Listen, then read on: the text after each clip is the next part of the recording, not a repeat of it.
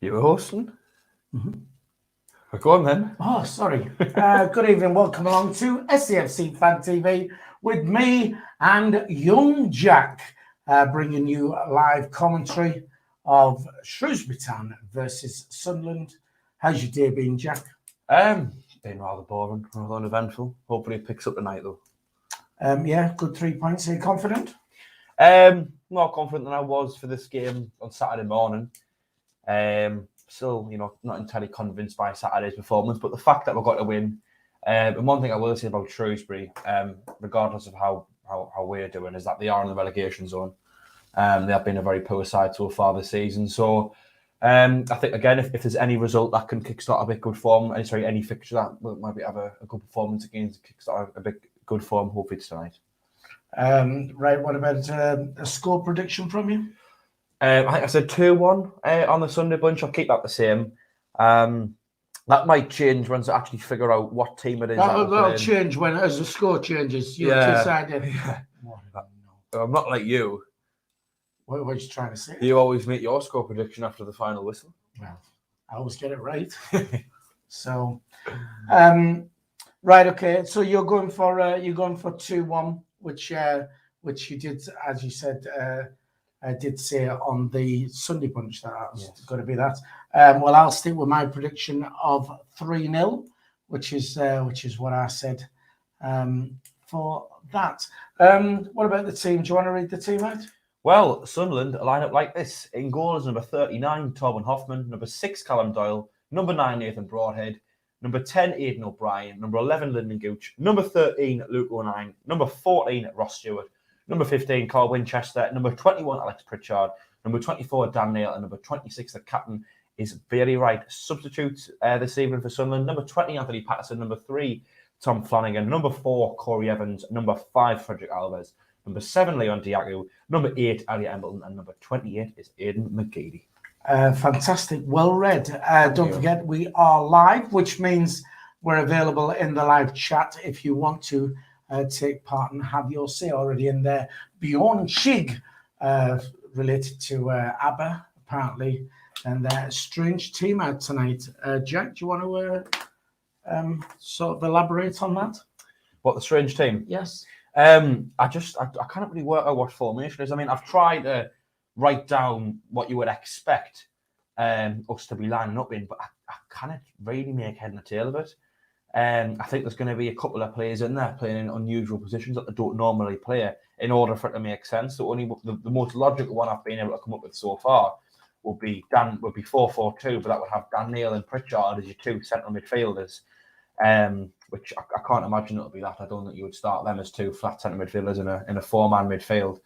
You had the same idea as me, looking on that little thing there online, and again there was no lineup. We are awaiting a text from a certain someone who will know. Oh, your mate at DC. Well, I'm not allowed to say that. I mean, say what you want, really, but I just thought I'd make it a bit more mysterious. All right, okay. So, Well, what's happened? To be honest, for a bit of clarity on that, Jack has asked Danny. With a hashtag as well. Yes, something hashtag like that. Colin B on there says, nice win tonight, lads. How are we? Dean SFC is in there. Brian Halliday says, evening all. George Mordew. Who's Dean? Like, have you not seen that? What? Have you not seen the video? Who's Dean like? Yeah. You'll have to watch it. It's like a little TikTok or something like that. And some lasses like record myself with a boyfriend in the background, and someone called Dean pops up with a message. It's going, who's Dean like? All right. I would hope it's on our Dean. All people. Fair enough. I thought it was asking where Dino is. Dino was actually supposed to be on with young Jack tonight, but I got a phone call before we came on. I said, I don't think I could stand sitting with Jack for 2 hours with our step-ins, which Dino's not feeling too well. So I mean, he says that, yet he's the one emptying a bottle of water out into a mug. Yes, but it's all about PR, isn't it? So yes. people will say People say, SAFC Fan TV mugs. Can we get those? While we're talking about those, you can get merchandise, including the SAFC. That was a very good plug. SAFC Fan TV mug available on our website. You can get to that. You can purchase via. There is a link in the description below if you want to buy that with keyrings and t-shirts and stuff. Great stocking fillers. Although my wife's a good stocking. I bet Karen's good at that. Yeah. There you go. Colin B says, evening. Are we going to win tonight? He's going 3-1 to us. Are we going to win? I mean, I hope so. You know, I think if we did get a good result at the weekend after not playing particularly well, there should be a little bit more confidence about ourselves. We've got a bit of a monkey off our backs. We are against a side that, on paper, theoretically, you know, you would expect us to beat them being in the relegation zone. So I would hope that we can go put a solid performance at night. One thing I would just like to put out there, if anyone watching on the live chat wants to put out what they think the formation and the lineup would be, Joseph Billingsley saying it's 4-4-2 or 4-3-3. There was someone else as well saying I think it's 3-5-2. We've lost that comment. If you'd like to put your opinion in, that would be excellent, and maybe we could get a bit of a better idea about what it would be, because I'm a bit lost off. Yeah, so Lauren knows. Yeah, that'll be coming up on the stream pretty soon. Johnny Cool is in the chat there. Evening, lads and lasses. Let's hope our poor run has ended and we get another win. Johnny Cool actually came up to, where was we? Was in an away game. Can't remember. You was there actually?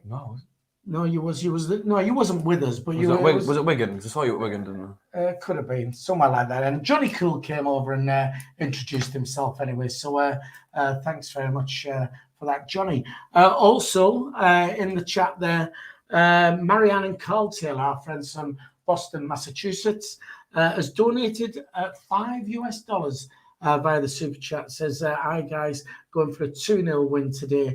The Loch Ness Drogba double." Johnny Cool says it was at Wigan. Well done. Don't forget, of course, you can help with the running of this channel if you want to donate. The super chat is available to you. You can use the live chat obviously for free, but if you do want to donate to us, it's all gratefully accepted. There's a little $sign at the bottom of the live chat. You just click on that, select the amount you'd like to donate, and it all helps with the running of SAFC Fan TV. Are you wanting in there? Yes. Karen, your gorgeous wife was just putting the live chat in. Phil and Jack say good night to Ellie. So good night, Ellie. Have we missed that? Good night, Ellie. Yeah? Good night, Ellie. All right, Ellie must be off to bed. We should put one of your comedy sketches on for us. Should fall asleep straight away. Hey, I can't get rid of you. I want to kick you out. All right. Right. Good night then, Ellie. Sorry, I'll press F2. It's all right. Matt Luke 88. Evening, lads. Right, we need the usual good night to my daughter, Ellie, please, chaps. We always win when you give her a shout out. Ellie, good night. Good night, Ellie. That's at least 2-0. Good night. Good Ellie. night. Good night. 5-0. There you go. It's a terrible banter, actually. Well, you know. I've missed one earlier there. Colin B said, we feel he's not bad too. Is that in Stockings? I don't know. Shrewsbury Town. Their team lineup. Jack, do you want to read that one out? Oh, it would bring us so much pleasure. In goal is number 1, Marco Morossi. Number 16 is David Davis. Do you want me to do the boos? Yeah, go on. Number 5, Matthew Pennington. Number 23, George Nurse. Number 14, Nathaniel Ogbetta. Number 3, Luke Leahy. Can I just point out Luke Leahy, interestingly enough, I think it's broke his leg at the stadium like twice. So sorry for the interruption, but I think if someone wants to confirm that. Good job. He's playing at the Montgomery Waters Meadow, now? I think. That was Gay Meadow, wasn't it? Well, it used to be Gay Meadow. Was it? Shrewsbury? Why Gay Meadow? I thought it was called Montgomery Waters Meadow. Well, it probably is now, but it was always Gay Meadow. Anybody of my generation knows it as Gay Meadow. Number 10, Joshua Villa. Number 18, Tom Bloxham. That's a cool name. Number 15, Regal Pike. Number 11, Daniel Ado. Ado. And number 12 is Ryan Bowman. Substitute this evening for Shrewsbury Town. Number 13 is Harry Begonia. Craig. It just says Craig. We don't know his number or his first name. But we're going to try and find out. No number for Ben Caninda. But we will find out. Yes. Number 25 is Callum Wilson, making the trip down from Newcastle. Number 24, Thagolo. Wow. Lashabella. Some name that. Number 19 is Charlie Caton. And number 9 is Sam Cosgrove. Right, fair enough. I always have to try and read the names out first, and the trick is trying to catch us out. But correct, Gay Meadow is what it was. Are you confident for tonight? Like, is it going to be I mean, 2 wins in a row, and then Cambridge on Saturday, 3 wins? Will that put paid to all the boo boys, all the Johnson out? I think we've got a few things going for us tonight. We've got a monkey full back because we won at the weekend, and I think an important detail people might have missed out on as well is that we did actually keep a clean sheet, which is probably more important than it maybe looks on the surface of things. I also think, again, with these being a team that's battling relegation at the minute, actually in the relegation zone, as much as any team can beat you on the day, and you don't want to undermine anyone. No game in this league is going to be easy from the get go. You would expect us to win. You would normally back us if we were in good form. I back them every week. Well, I know you do, but you're the happy clapper. Oh, behave yourself, man. You're going to give them a chance. Right, go on. Anyway, there's a comment on the live chat there from Joseph Billingsley. He says, the back 4 is Luke O'Nien, Callum Doyle, Bailey Wright and Gooch. 2 in the middle is then Winchester and Dan Neil. And then the 3 behind Stewart, Pritchard, Aidan O'Brien and Broadhead. That would make a lot. Phil, all right. Just a bit closer this way. It's my OCD. That's it. You just want us closer. No, just that because I know you'll start drifting like that, and like you was doing on Sunday. Drifting out wide like Aidan O'Brien. Yes, something like that. Anyway, that would make sense. I think if it was O'Nien, Doyle, Wright and Gooch as the back 4, Winchester and Neil in the middle, and then Pritchard, O'Brien and Broadhead just behind Stewart. So there we go, a 4-2-3-1. Someone's been Joseph Billingsley has been able to make out. I'd also read another comment that I did. That was Colin B saying, "No Philly, I said I like Terry the Mad Mistake. He's class." So clearly Colin's got something wrong with him, and you weren't bad either, lol. Must be have some medical issues. Very kind of you, Colin B, but no, the Mad Mistake's not that good. No, why not? Why do you think he didn't get called up for tonight? But I did. Exactly. See, we wanted the A team. We did. See Ed Sheeran theme again there, won't we? Send the stream.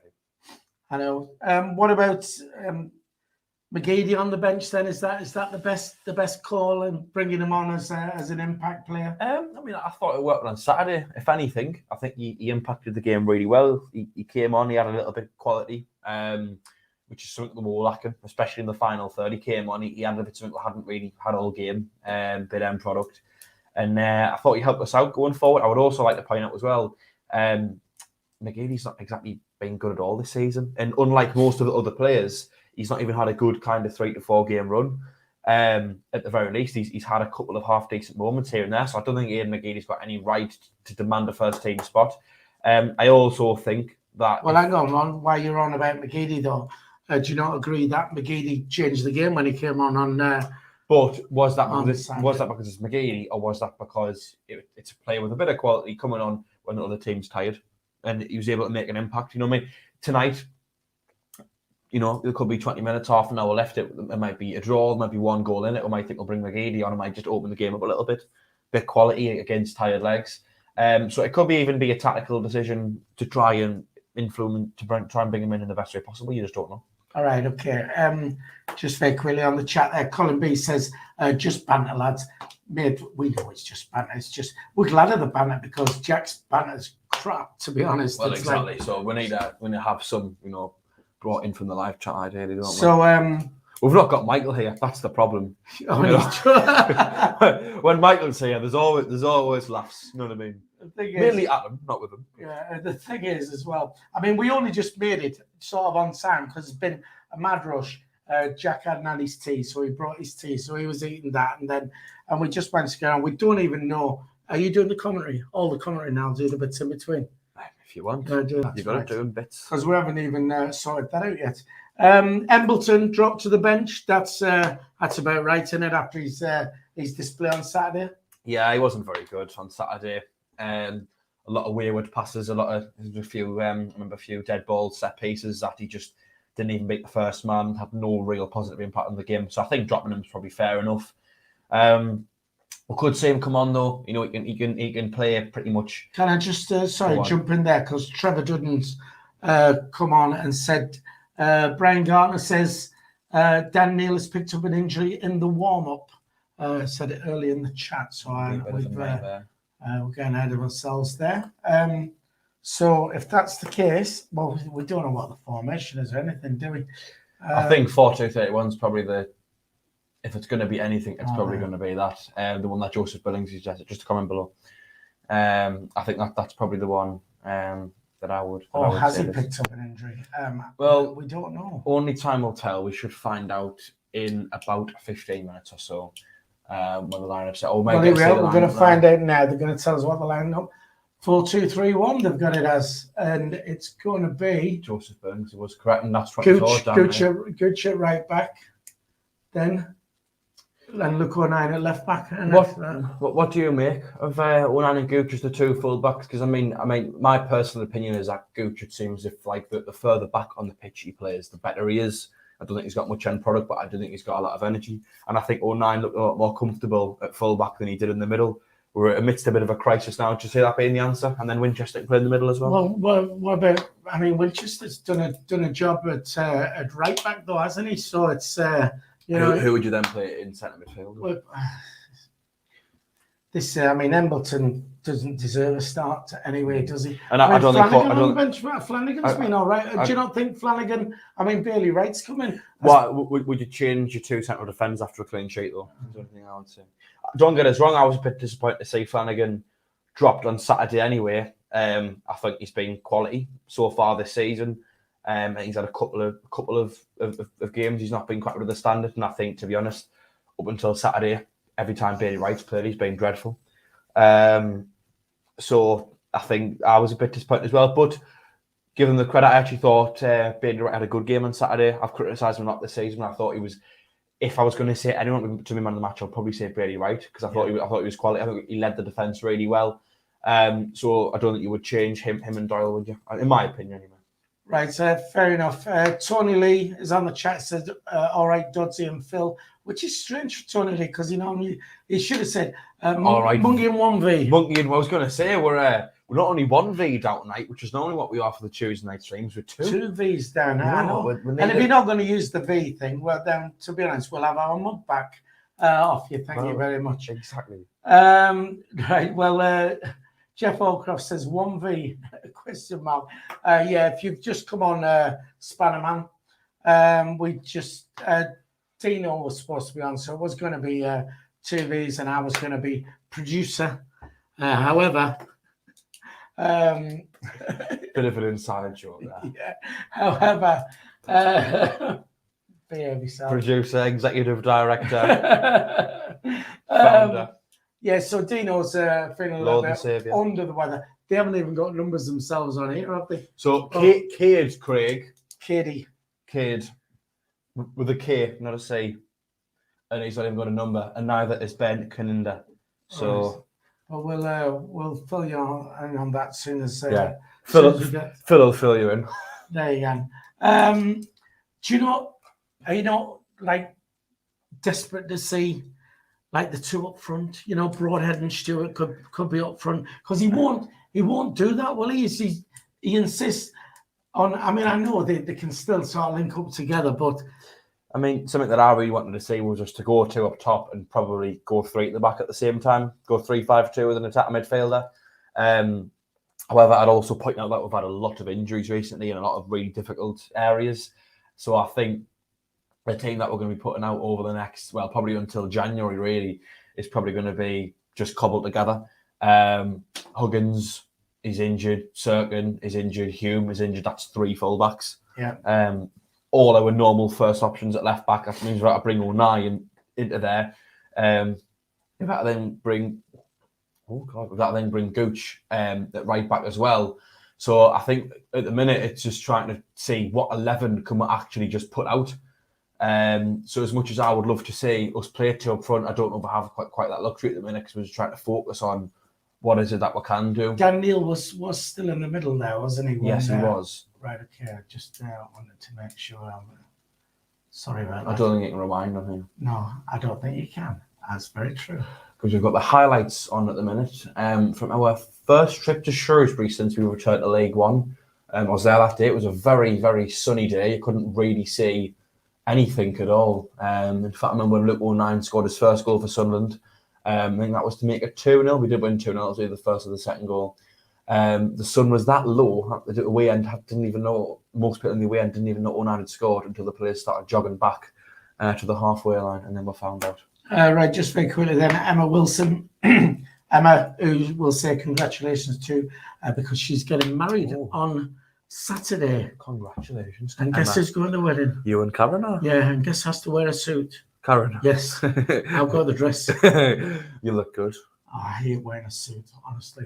I've asked if I can wear my jeans, but I'm not allowed. Well, there's not a certain T-shirt you wear when I came round that you could always yeah. stick that one on. All right, yeah. All right, no more said on that. Just very quickly as well, down here, Niall P says, what's your verdict on Corey Evans? Do you want to start? Well, he started well, but then he's sort of drifted off a bit for me. I don't know. Yeah. Well, he had his injury, didn't he? So how many times the players have an injury and then don't sort of fully recover from it? I don't know. I mean, I just thought he looked like a bit of a touch of quality when he came in. You know, a class above. He was defensively, he was putting a lot of tackles in, and I also thought his passing range was really good as well. Like a very valuable holding midfielder. But he's came back from his injury and he's not really impressed me once since then. In fact, I actually think on Saturday he was up there with some of the worst on the pitch. He got that stupid yellow card early on from a foul that he didn't need to commit. Just wiped someone out in the middle of the pitch. No real threat going on. All of our defenders were back ready to stop the attack getting dangerous. That put them out of a lot of defensive work for the entire game almost. And every time he got the ball, it was simple passes that were just going wrong. You know, it wasn't even the ambitious ones that were going straight. It was the short ones that you'd expect him to make 9 times out of 10, and even still most of them weren't really making it. So I think he's been dropped tonight. It's more than fair enough, and it's difficult because I mean we're having injuries at full back, which means we're having to play players who will be playing at centre midfield like Winchester there. There's your mate on the telly. And then we can't even expect the centre midfielders to do the job to allow other centre mids to play fullback. So it makes things really difficult. Right, fair enough. Bjorn Sheik on the chat says we bought Flanagan as a right back and he's never played for us there once. So yeah, I wasn't aware of that.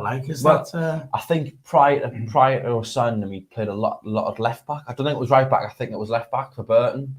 I don't think we bought him as a right back. I think we bought him probably as a utility defender. Someone that can play all across the back four, but he's too lanky to be a right back. You can look at someone I think and be like, he's on a full back and he's on a wide play. He's too lanky and clunky. I think he's a centre half written all over, in my opinion. Joseph Billingsley, I think Gooch is more of a left back than a winger. To be honest, I would agree. I think Gooch's strongest position's wing back, because he's not got much quality, I don't think, in the final third, or consistency in the final third.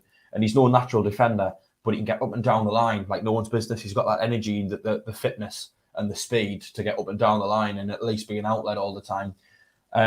But again, as a fullback, he's got that, he's got the ability to get up and down. And he doesn't have to have that consistency to put a good ball in all of the time. He can just kind of be thereabouts. So I think he is a better fullback than a winger, especially at the minute. Right, fair enough. Emma Wilson says, fine by me for jeans. There we go. I know, I can't do that. I'm not going there and then going, oh, he's a right trump, him. Will they say that anyway? Well, they probably will, but at least there's going to be a trump in a suit, can't I? So... Would you want to be a tramp in a suit? I'd rather be a tramp in trackies, to be honest. At least it's comfortable. I know, but I put the suit on. My worry is the bridesmaids, they'll be all ours when if I'm in a suit. Why? Are they all blind, like, so, or underage, like they normally are? Hilarious. Right. I don't know. That's it then. I was going to say we're a bit stumped now. We've got about 4.5 minutes to kick off. Well, I'll tell you what, just admire Frankie Francis on the telly. Joseph Billingsley says he would bring on in the second half. He would bring on Embleton, Diaku, and McGeady. Bring them all on, but you can't say until you've until you know how the game's going. I think if it's tight, what I would say is that on the bench you've got a lot of options who can change the game. Embleton can come on probably anywhere across the midfield. Diaku can come on either wing or up front, and you've got McGeady, who probably best on the left, but can play either wing, probably even as a number 10 potentially as well. And just add that bit quality that maybe we don't always have. So we've got a lot of options there to change it up. And I think those three players could be a positive impact if we need them to be. All right, my wife's on there, says you look good in a suit, babe. Oh, behave yourself, Karen. Yeah, I know I did. Well, it's that thing. I mean, Karen, if you want to, I mean, what are we going to do if the bridesmaids are all ours? I mean, in my suit, you said I look good in a suit. Well, I'll have to come and keep our company, won't I? Oh, well, there you go. Hi to Chris Smith, checking in from Edmonton, Alberta, Canada, our Canadian friends joining us for Jack's superb commentary of the game to come up. Don't forget, we've got 92 people on the stream at the moment, just 38 likes, and somebody doesn't like us. Who do you think that might be? Could be probably Karen. No, probably not. Probably your mate. But we'd like to try and, 150 would be nice by the end of the stream if we could see what Karen's doing. Yes. Yeah. So just hit the thumbs up if you would. Let's get those likes up. And more importantly, we are just looking for 10 extra subscribers tonight. So what we'd like you to do, if you're watching and you haven't subscribed to our channel, it is free to subscribe. Just hit that subscribe button, and that will help the channel out as well. If you're on a mobile device and your live chat's open, just close that down and you'll see your subscribe button and the thumbs up. Just smash the thumbs up, and let's get those likes up as well. So hopefully on this Tuesday evening, we will be bringing you a nice win, 3 points for the lads. A lot of the teams around us are playing each other tonight, aren't they? They've got tricky games. I have no idea. Bowers normally knows these things, doesn't he? He'd be able to sit and tell you every fixture in the country, I think. Probably. I mean, I'll a quick look for you there. But while you're doing that, if you would like to put your score predictions in on the live chat, we'll read some of them out in the lead up to kick-off, which obviously is very imminent right now. I'd say what everyone thinks the score is going to be. The players are out now. Just for reference, I said 2-1 to Sunderland, and you said 3-0 to Sunderland. Very, very ambitious as always. Well, Plymouth are playing Wickham, so that's a canny one, isn't it? Oh, hello to DJ Earth as well. He says we're ignoring him. Hello.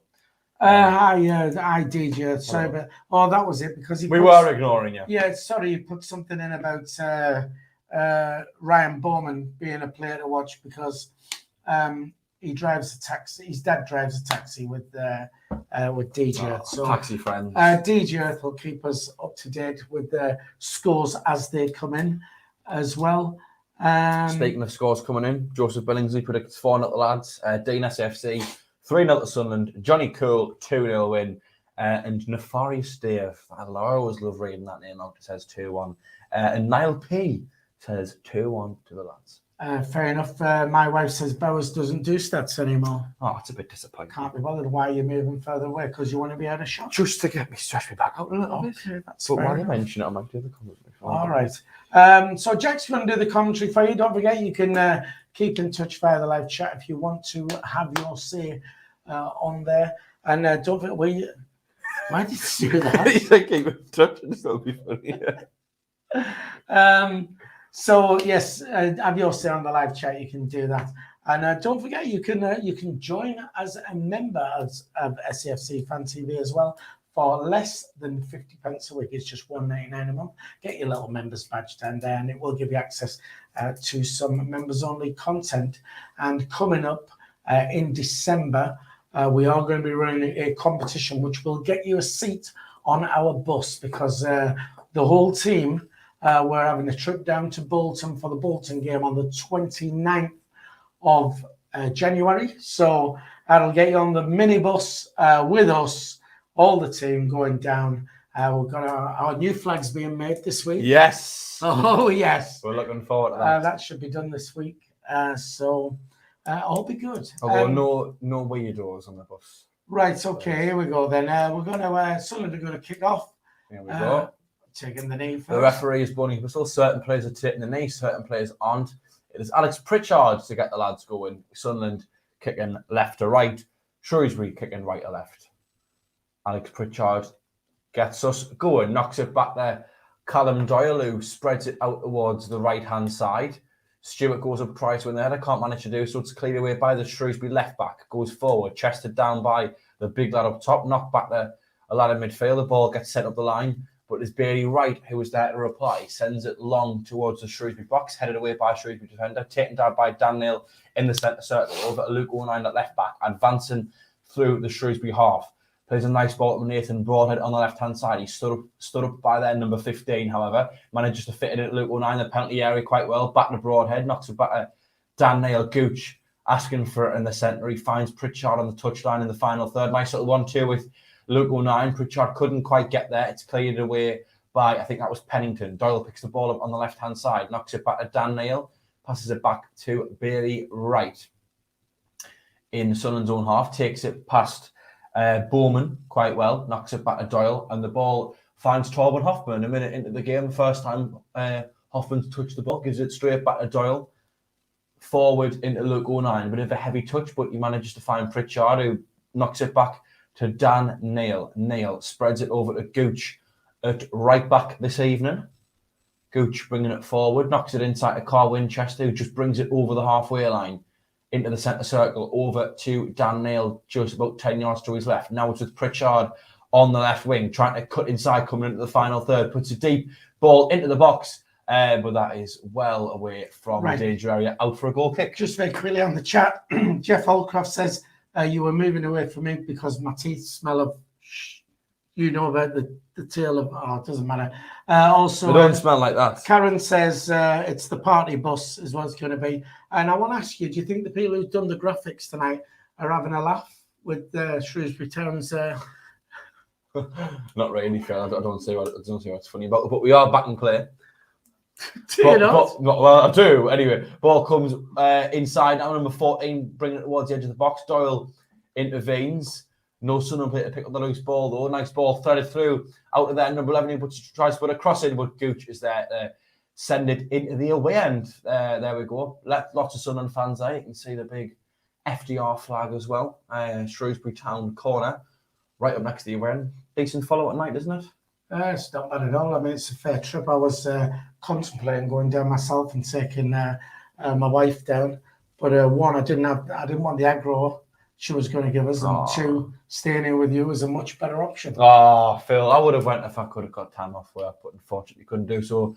The corner is headed to the edge of the box. It's got a bit of head tennis going on. Number 18 trying to work it into the box. Pritchard putting a foot in. Ball not being able to get cleared yet. Shrewsbury still trying to find it back in the box. Good interception there by Pritchard. He finds Nathan Broadhead on the left-hand side, bringing the ball over the halfway line into the Shrewsbury half. He's up against number 5. He's trying to cut inside. He's got a few men in support. He takes a pass to number 5. He manages to keep the ball. He's not really got any support. And Nathan Broadhead does very, very well there to win Sunderland to throw in right up in the corner, very far forward in Shrewsbury's half. 3 minutes gone. It is still Shrewsbury 0, Sunderland 0. Promising start, Jack? Yeah, we've not been too bad. Only 3.5 minutes in, but we've had most of the ball, I think. We are back in play. O'Nien now with the ball in the corner flag, working it into the box. Knocks it back to O'Brien, who couldn't quite get an attempt. A few too many defenders in the way. The ball isn't quite fully cleared yet, although it is now. Callum Doyle now, just inside Sunderland's half. Ball finds Gooch, over to Bailey Wright now. Knocks it back to Hoffman in Sunderland's box. Sunderland still with the ball. Just very quickly, a score coming in is Morecambe 0, Charlton 1. Charlton are doing really well now since they got their new manager in when they beat us. And also a shout out to Mad Mackham, who's lived in Shrewsbury for 27 years. Our condolences, man. Yeah, let's beat the people, he says. So there you go. Yes, throw in for Shrewsbury. If you missed what happened there, Gooch went to play a ball up the line and it went out of play. Then number 23, That's George Nurse. So if you're ever ill, he's the man to go to. Sends it up the line. Ball managed to find the way into the Shrewsbury box. Then number 14 got through on goal. Luke Ryan put a little bit of pressure on him. And the ball did get sent out for a goal quick. Quite a poor attempt, really, to not get it on target from there. Probably Shrewsbury's first real half chance of the game, would you say? Yeah, from Ogbeta, I think it is. Ogbeta, as Dino would say. Oh, well. Hoffman sends it long from the goal kick. No Sunderland player could win the header, although Broadheaded and Stewart both went up at the same time. Ball spread out towards Shrewsbury's right-hand side now, cutting inside, beats Luke O'Nien and Dan Neil, finds a player in the centre circle, over towards the left-back area for Shrewsbury. Now the ball gets sent forward. Their striker takes it down on the left-hand side, but Bailey Wright very well wins the ball back and sends it up the line to Aidan O'Brien. Nice little 1-2 with Nathan Broadhead. Dan Neil has the ball now, bringing it over the halfway line, spreads it out to Alex Pritchard on the left wing, just inside the final third, coming towards the edge of the box. Knocks it back at Dan Neil. Nice little 1-2 with Ross Stewart working at the box, trying to find someone at the back post. No one was there, really, and I think that's out for a Shrewsbury goal. I know there's only 5 minutes gone, but we're passing it well. We seem we've come out wanting this. We're hopefully we're getting back on track, and we'll start playing more like we did at the start of the season. Obviously, their manager there, Steve Cottrell, I'd forgotten about him, but yeah, he was fairly ill as well, wasn't he? I think last season he was in hospital for quite a while. Anyway, we're back in play. We are, yes. Shrewsbury Town with the ball out on the left-hand side. Their defenders knocking it about themselves. Then number 10 with the ball now spreads it over towards the right-hand side. And number 2, I think that is. I would learn the players' names, but you can't be bothered. He's a bit of Bowers rubbing off on him. Yeah. Bowers is always rubbing us. Back there, number 3, I think that's Leahy, back to the goalkeeper now, who is getting a bit of pressure by Ross Stewart. He sends it long, just up to about the halfway line. Nice little flick on by the number 11 for Shrewsbury there. The number 12 takes it down, sends it out towards the right-hand side for Shrewsbury, that is. Ball gets played up the line. Doyle trying to prevent the cross, gets a good foot in well, and I believe that is out for a goal kick. Must have came back off the Shrewsbury Town player before it went out. Right, just very quickly, Jeff Holcroft says, Philly, what's happened to Tommy? Hasn't been on for ages. Tommy's having problems with his connection. He's got Bowers internet at the moment. We was trying it in the week to see if he was all right with it. So we're busy trying to get that sorted for him. But still alive and well up in Scotland is Tommy. So we hope to see him back on the channel very soon. 7 minutes gone. Shrewsbury 0, Sunderland 0. Good start from Sunderland. Luke positive enough, trying to attack these people. Back in play with a throw-in for Shrewsbury. Yeah, that goal kick got sent towards the halfway line. Ball ended up getting headed out amidst something, and it's out for Shrewsbury throw-in. It's thrown back to a central defender. The ball gets spread out towards their number 14. That is Ogbeta, who... Nice little touch, takes the ball away from O'Brien, feeds it in field to another lad. Nice little ball back out wide. Ogbeta, who, well, he tried to send it towards the back post, but nearly sent out the stadium in doing so. Right, fair enough. Box on there says, on a scale of 1 to 10, how bad are the ownership of Sunderland? How bad? I don't think the owners are... It's not long enough to judge that yet, whether you like them or whether you don't. I think they've not had enough time really to and is David Jones the executive? Is he still part of the? That's the fella off Sky Sport, isn't it? It is the fella off Sky Sport. I don't know. I think he is. I can't remember hearing anything about him leaving. Anyway, from the goal kick, Hoffman took it short, played it to 09, who's driving forward. He's got a lot of desire about him in the run. Up the line to Pritchard, who looks to be on the left wing, if anything, tonight. Callum Doyle now knocks it back to Bailey Wright, who plays it forward into Dan Neil midfield. Over to Carl Winchester, making a return to the centre of midfield. Tonight he's lost the ball cheaply there. Then number 12 coming towards the Sunderland box. And it was a good foot in from Bailey Wright there. Carl Winchester caught napping in the middle. It's easy for you to say. Just very quickly, DJ says, Watson wants to know how long's gone on our stream. I think he maybe wants to sync it up. We are 9:25, 26. 27, 28, 29, 30, 31, 32. All right, Phil, we get the message.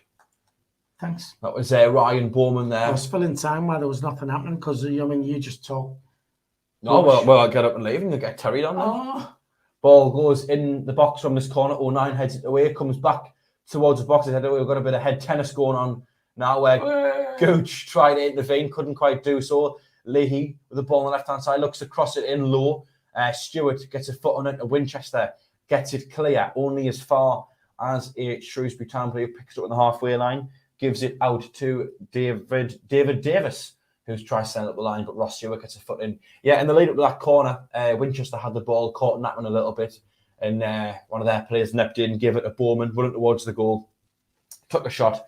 Bailey Wright just getting a foot on it, sending it out for a corner.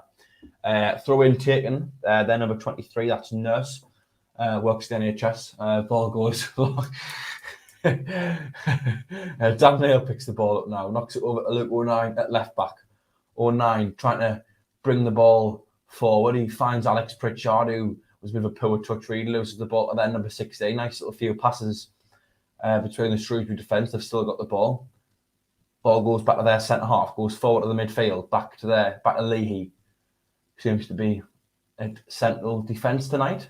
Luke Leahy, ball goes back to Morossi in goal, back to Leahy. Sunderland pressing quite well though. Shrewsbury are dealing with the press so far. But Ross Stewart just nipped in there, and there could have been a bit of danger for the Shrews. Could have been. Matt Mackham down here says, is LJ looking any more animated tonight? I still don't see a problem with him having his hands in his pockets, but we haven't really seen him. He can have his hands down his pants for all our care, as long as we win. Exactly. No, we can't see him at the moment. It's 11 minutes. 11 minutes played at the moment. Still, SHT, whoever they are, 0, and Sunderland 0. Shrewsbury Town. For those of us who have got the mental maturity older than a 12-year-old. Then number 5 heads it up the line. Says a 13-year-old. 18-year-old, I'll have you know. Oh, sorry. Old man. I am. Got a bad back, got a bad knee. Which knee? Is it your far knee? It's my left knee, actually. Oh, forget it. I'm not explaining it to you. Right, back in play then. Throw into Sunderland. Go on. Yeah, well, you normally have to explain your jokes, don't you? Ball got put up the line by Luke 09. Alex Pritchard tried to get on that, but nothing was able to come up really. Out for a Shrewsbury goal kick, which Marco Morossi will take. Goal flashes coming in from DJ. Colchester 1, Exeter 0. Wimbledon 0.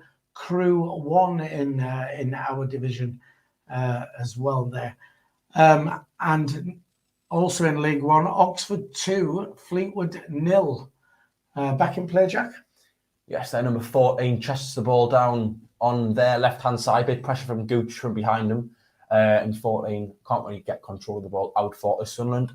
Throw in Lyndon Gooch to take this one. Then he's got Winchester just in the centre he can aim for. He's got O'Brien just ahead of him.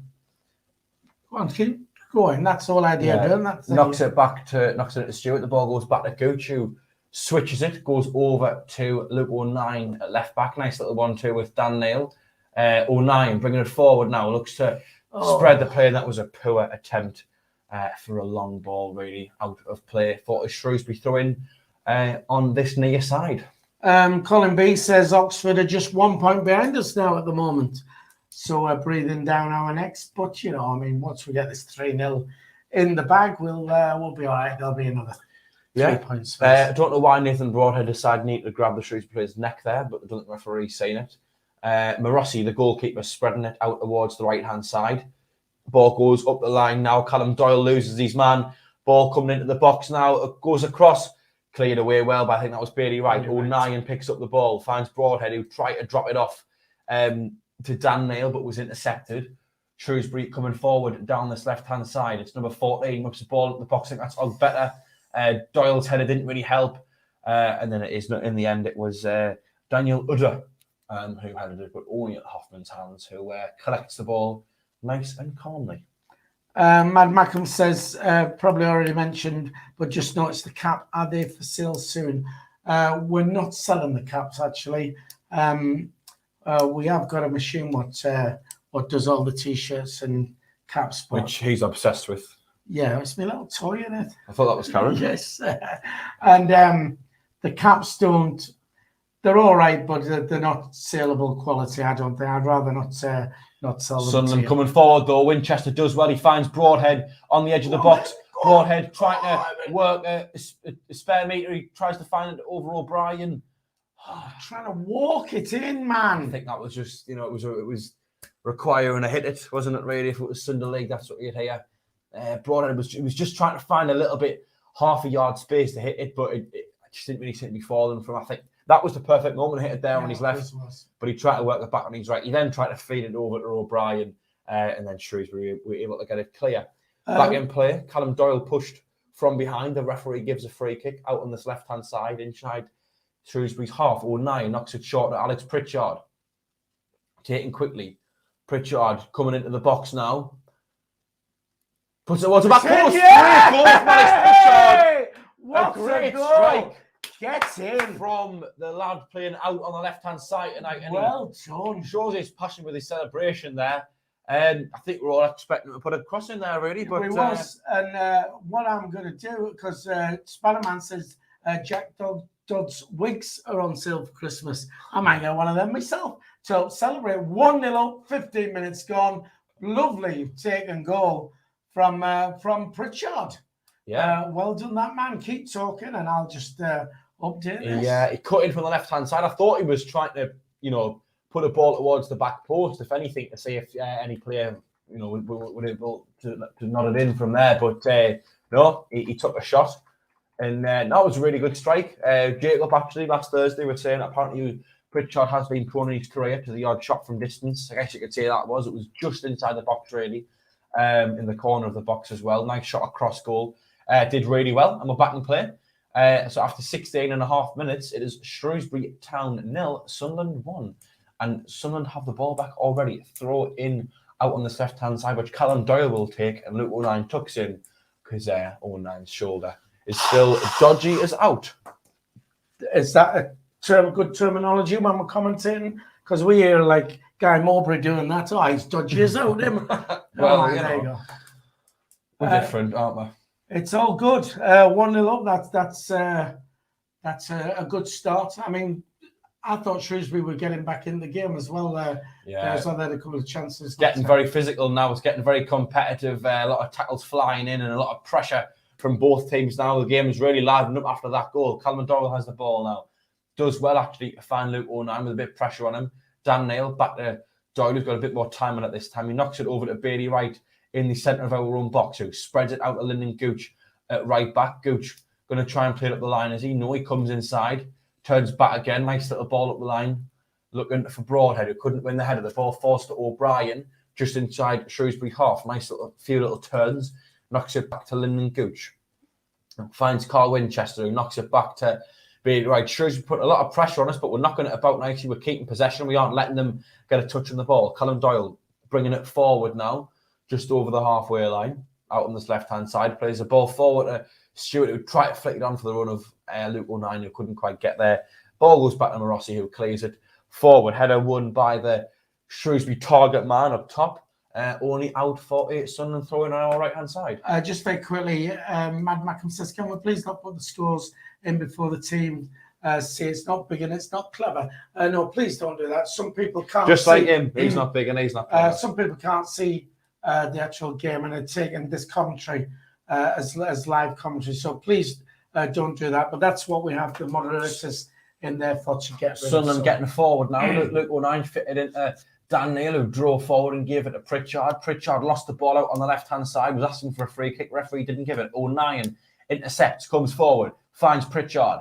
Pritchard cutting inside. He finds Nathan Broadhead, who drops it off to Dan Neil, coming in field from the left over to Nathan Broadhead. Broadhead about 20 yards out. He tried to find Stewart in the box. He has done. Stewart brings it out towards the right-hand side, drops it off to Lyndon Gooch. Gooch opens his body up, swings the ball in the box. It's headed away. Only as far as Dan Neil chests it down and hits it towards the goal. And it's a good save from Morossi, able to catch the ball as well as save it.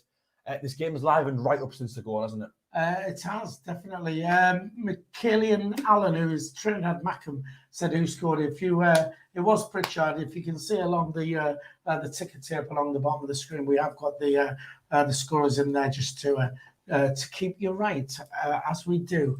Don't forget moderators as well in there. If you do see anybody putting the score in, just quickly get rid of them if you can. Thank you. Ball goes back to Morossi for Shrewsbury, who sends it long. We have played 19 minutes and 44 seconds of this game as the ball goes out for a Shrewsbury throw in just inside our own half on the right hand side, right next to little Lee Johnson, who hasn't got his hands in his pockets. Oh, I'm very disappointed. 1-0 up already. So his hands now his pants instead. Yeah, 1-0 up already. Then 20 minutes gone. You know, the Boo Boys are not going to be happy, are they, if we get another win back-to-back? No, us happy clappers, you know. Well, we'll be saying, I told you so, we'll be eating a lovely, nice slice of humble pie. No, they will, not us. Oh. Yeah. The humble... Oh, Jack, man. What school did you go to again? St. Ives. I should just keep my mouth shut, really, shouldn't I? Right. Anyway, ball goes out towards the left-hand side now. Nurse able to fit it into their number 18. Ball comes to number 10 on the edge of the box, who hits it, and Hoffman's able to collect the ball for Sunderland. Looking which player to throw it to now. To give an offside or something on there. I don't know. Hoffman seems to be taking his time, which I don't blame him doing so. I think he's just trying to see which player is the best one to give it to. He throws it out to Luke O'Nien, who chests it down and plays it in for Dan Neil, who's got all the time in the world. Rarely. Shrewsbury been pressing us well for most of the game. Neil picks Pritchard out with a lovely ball forward. Pritchard takes it down expertly, tried to find the runner Stewart in the box, but then number 5 was able to intercept. Ball out on the right-hand side. It goes forward up the line. Dan Neil now passes it forward to Stewart. Lovely little flick on a Pritchard on the edge of the box. Ball bobbling about everywhere. Couldn't quite take it down and control it. Winchester's attempt of a control was poor. And O'Nien's had to step in with a good tackle. That wins Sunderland to throw in out on the left-hand side, which we're taking our time to take. Taking our time to take. Kieran Gill says, as it stands, 3 points off top. You know, we're not that far out of it, are we? I mean, it's and looking good. It has been. Shrewsbury did come into it and was looking dangerous before we scored. So we scored at a good time. Go on then. Yeah, free kick to Shrewsbury then, just about the halfway line, right either centre circle, just over towards the right hand side. It's taken, playing a player inside their centre circle. Shrewsbury just passing it between the defence. I think they're playing a back 3 tonight. It looks like, could be wrong, but that's what it looks like. Ball out on the right hand side. Then Sunderland not really putting much pressure on them. No need to really. If they're just going to pass the ball about here, we'll probably let them do that. Speaking of, O'Brien putting a bit of pressure on, though now Broadhead started the press as well. It goes back to Morossi inside his own box. Nice little fake turn away from Broadhead. Passes it to Leahy. Infield now to their number 10, Villa, who's dropped deep to pick the ball up and tries the Hollywood ball, switches it now over towards their number 15, who does really well to keep that in, actually. 12 chests it down. Good pressure from O'Nien, though, who just lets the ball run out of play and is out for his Sunderland throw in on our left-hand side. Well, number 12 is Ryan Bowman, who's DJ Earth's best mate because he's taxi friend. Because his dad drives a taxi. It's like Dino saying about Nick Pickering's son all the time. Yes, Dino unable to say the word, unable to say anyone from that family going, you know, I'm going to interview his dad. Ball goes up the line. Stewart tries to head it forward, and the second attempt he does do, so he gets the ball straight back. Then number 10 now, that is, is that DJ? Oh no, that was Vela, I think. Ball goes up the line, but Luke O'Nien is there to put it out of play, out for a Shrewsbury throw in. 23 minutes, 34 seconds played. It is Shrewsbury Town 0, Sunderland 1. Alex Pritchard with a goal in the 16th minute to have the red and whites in front. This throw-in's been taken then. Goes towards the centre. Gooch with the interception, driving forward. He's got O'Brien just out wide of him. Gooch tackled from behind. Referee doesn't give anything. Shrewsbury Town coming forward down the left-hand side with Nurse cutting inside. Does he work private or does he work? Oh. I'm calling you a doctor. I tried to make a joke there, but it backfired. I should just shut up, really, shouldn't I? Yes. Sparrowman says Streaky Lee's Happy Clubbers Army. Yes, Streaky Lee's happy, clappy. Get that I one will going. say that when you've had a few. Yeah, well, that can't speak normally. Ball gets set in the box. Bailey Wright heads it away there. The Nurse heads it back into the box, headed away by Winchester and cleared by Broadhead into Shrewsbury half, where Pennington picks the ball up. No Sunderland player in Salop's half to put pressure on Broadhead, the first one to arrive there. But again, Sunderland not really putting any pressure on Shrewsbury. They're just passing it in their own half, really. As soon as they start to come forward, we'll put a bit of pressure on them, but not doing much at the minute. Number 14 for them, that's Ogbetter, spreads it out towards the right-hand side, taken down well by their number 15, who sends up the line. Pritchard try to intervene, and the ball falls to Doyle. Doyle's getting pressurised. He goes send up the line, and then number 10, Josh Vella, puts a foot in, and the ball goes out for a Sunderland throw-in on our left-hand side. Right, fair enough. What shirt is that on the left, mate? I couldn't tell you what year it's from. It's the Vauxhall top. You can buy them normally in the club shop. You can buy them. Just a pretty standard retro top. I don't really like buying the new tops. I think this is much nicer. Yeah, I think it looks like the Gates and Gabbiadini era is. It's around about then. When it is, so it'll be like around 1990, something like that is my take on it, but I could be wrong. You normally are. So. Tony Lee says, "Why do I always wear a cap now? Because it's cold in here. They when we take it off. There you go. Put it on. Light shine off my head." I was going to say we've got viewers that are going to blind. Luke 09 with the ball out on the left hand side, into Dan Neal, back to Luke 09. Back into Dan Neal. Attack coming forward now from Sunderland. Dan Neal goes for Broadhead's run. Morossi got there first, and he's actually brought the ball quite far out with him. He goes to pass it forward. Shrewsbury starting a little bit of attack now. Not quite. Yeah, in the centre circle. Right. Well, they were coming forward, but then they decided to turn around and go backwards. Right. Then number 18 out on their right hand side. Doyle goes over to put a bit of pressure on, try and stop the ball coming in. But he's out for a Shrewsbury throw-in, which Colin Doyle was protesting, but the linesman doesn't listen to him. Right, just very quickly, Tony Lee confirms, yes, the Marco top. So your top is around about that. Somebody, record WK says Rotherham have scored. So DJS not really on the ball because he then eventually puts in Ipswich 0, Rotherham 1. Yeah, slipping up a bit. Best shirt ever, still the best club badge, never better, Mad Mackham says. Back in play, Jack. And you always trust Mad Mackham. Shrewsbury Town trying to get an attack going, but lose the ball. Luke 09 picks it up and manages to... Well, Luke 09 went to send up the line. A Shrewsbury Town player ran right in front of him. The ball, he kicked it off him. Ball goes off the Shrewsbury player and out, and the linesman has given... it was already out when he's kicked it. That's why when he's kicked it at him. So, corner kick for Shrewsbury. Leahy goes over to take this one, be an in-swinger from the right-hand side. Puts his arm up, swings the ball into the box. It's headed away well by Ross Stewart. Vella, that is, picks the ball up, gives it back to Leahy. Then number 16 gives it back to Vella out on the right-hand side, who tries to work a bit of an opening. He manages to find number 18 in the box, but a bit of pressure from O'Brien, and the ball runs out of play right in front of the Sunderland fans. 28 minutes played. It is still Shrewsbury Town 0, Sunderland 1. Hugo, our friend from Portugal, says, "Hi, let's." Hi to you. Christmas says, "I had to put my shades on then." When I took my cap off. Yeah. I didn't laugh either. Another goal, Flash League 1. Morecambe 1, Charlton 2. On a good run, Charlton. Yeah, we're back in play now. Gooch was getting a bit pressurised by two Shrewsbury Town players there. End up switching it to their own 9. Sunderland managed to keep the ball though. Hoffman has it now, getting pressurised by their number 12 out to Callum Doyle.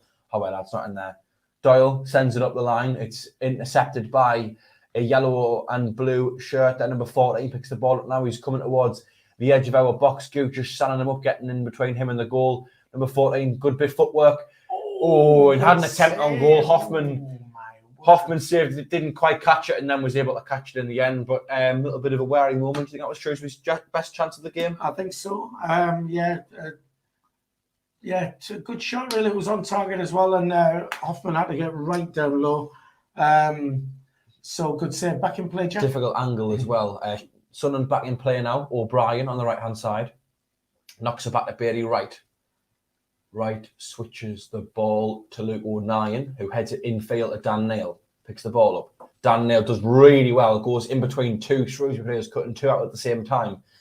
Over to Alex Pritchard, who's now cutting inside. Lays it off to Winchester, about 25 yards from goal.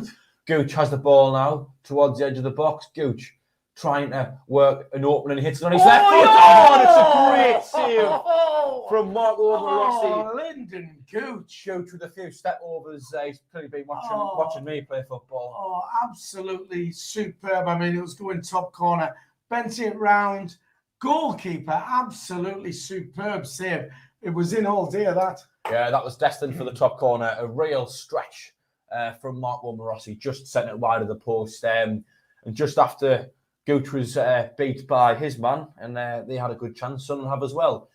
Sunderland got another chance now, though. Alex Pritchard with the corner goes short to Broadhead. Back to Pritchard. Gooch now, the man who won the corner, of course, knocks it back to Carl Winchester. Still plenty Sunderland players in the box. It's Dan Neil out on this left-hand side. Further wide to Alex Pritchard in the final third. Got plenty of players in the box to aim for. He puts a ball in, headed goals by Stewart, and cleared away by David Davis. Out for a Sunderland corner on the right this time. Putting the pressure on now. It's a pretty good game, so I'm just wondering why Matt Mackham is talking about the weather there with Hugo in Portugal. Maybe due to book holiday, our favourite destination for me and my lovely wife is Portugal. Goal flash coming in from DJ Earth in League 2. It's Gillingham. League 2? Oh, he's got that wrong. I think we're going to have to sack him off. Gillingham nil. We're going to have to sack him from a voluntary position. Right, here we go. Pritchard puts the corner in very deep. Stewart coming in late with the header. That was wide and over. Right, are we on radio? Over? No, wide and over. All right, okay. Although, do you want to start doing that? That'd be quite funny. No. All right then. DJ said Swindon nil, Hartlepool 1, and then has corrected himself. It is 0-0.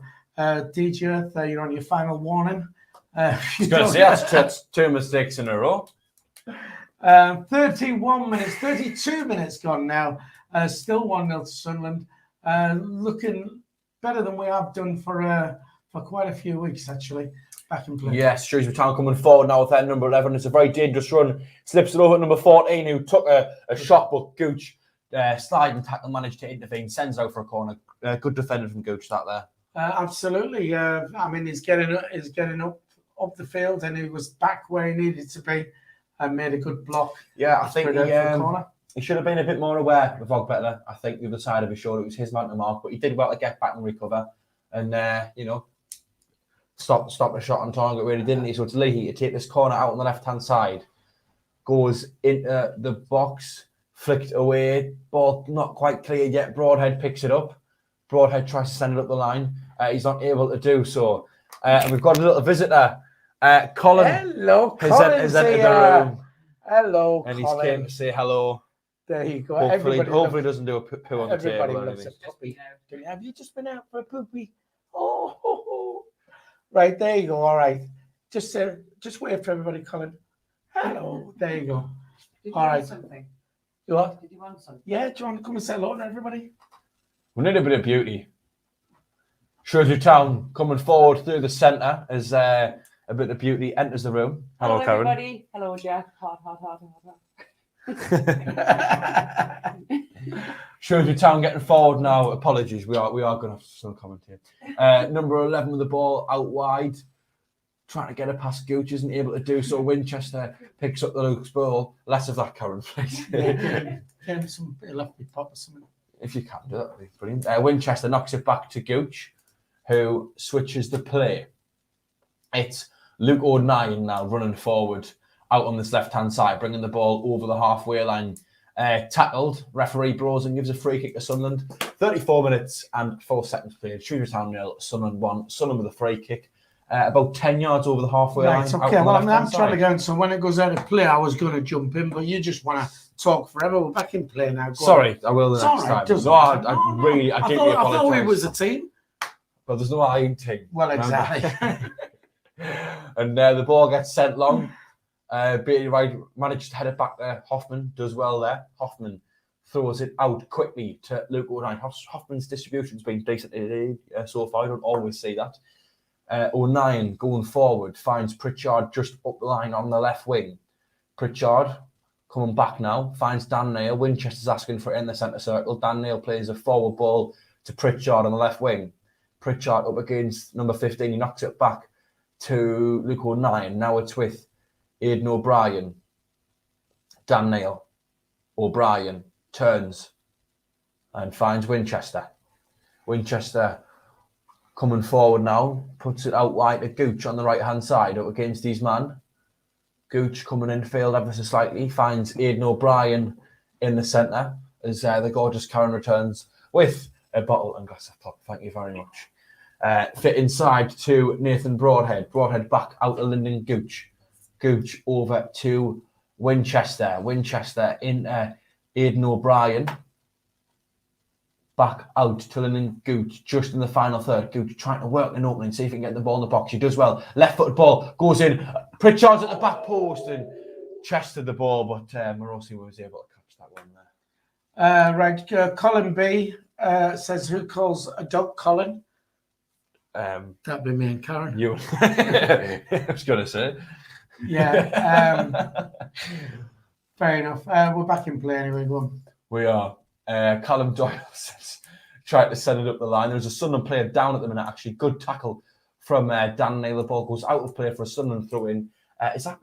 No, it's not Broadhead. Is that O'Neill who's down? It is. Look, O'Neill is down. It'd be his shoulder.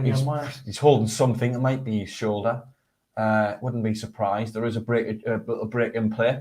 Over to you, Phil. Say something. Well, I'm going to say that DJ Sizzler Watson deserves a round of applause for donating £2 via a super sticker. Don't forget, you can contribute and help with the running of the channel, which does cost us money to do that by using the super chat or the super stickers. If you want to do that, then there's a little $sign at the bottom of the live chat. You just there's a slider to select the amount you would like to donate, and it's all gratefully accepted. And as we've said, does help with the running of the channel. Or you can join as a member if you like for less than 50 pence a week. That is $1.99 a month.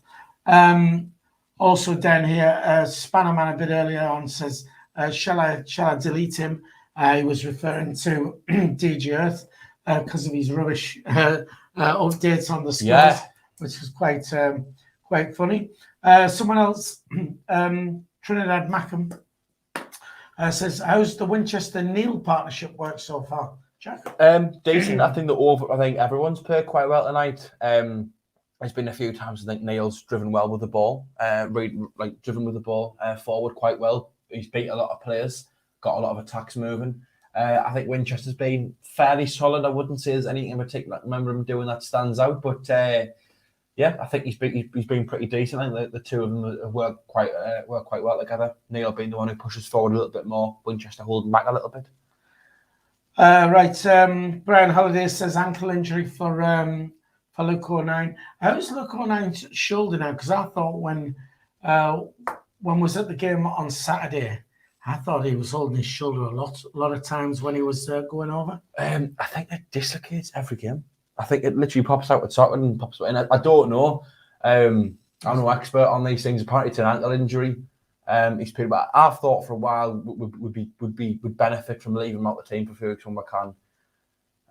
But he has hobbled off the pitch. I don't know if he's coming back in. Right. Well, Emma's been on the chat. She said hello to my wife Karen, and Karen's saying, "I am excited for Saturday." So they're having wedding talk in the middle of the game. Never mind, not to worry. Jack, we're back in play. We are. The ball goes up the line all the way back to Morosi now, Shrewsbury's goalkeeper. We're approaching half-time. We've just clocked 39 minutes. Still Shrewsbury Town 0, Sunderland 1 after that Alex Pritchard opener. Shrewsbury passing it between themselves and the defence. It's Leahy, the central of the three centre-backs. Has the ball, a little bit pressure from Sunderland's forwards now, as the ball gets dinged forward, but Gooch is the man to win the ball. Broadhead goes up, tries to win the header, wasn't able to do so. Ball spreads over towards the right-hand side now. Luke O'Nien gets over to number 15 out on their right-hand side. Ball goes into the box. Bailey Wright heads it away. It's taken down by number 14, who, well, Philly's reaction says it all. He went to hit it from distance and...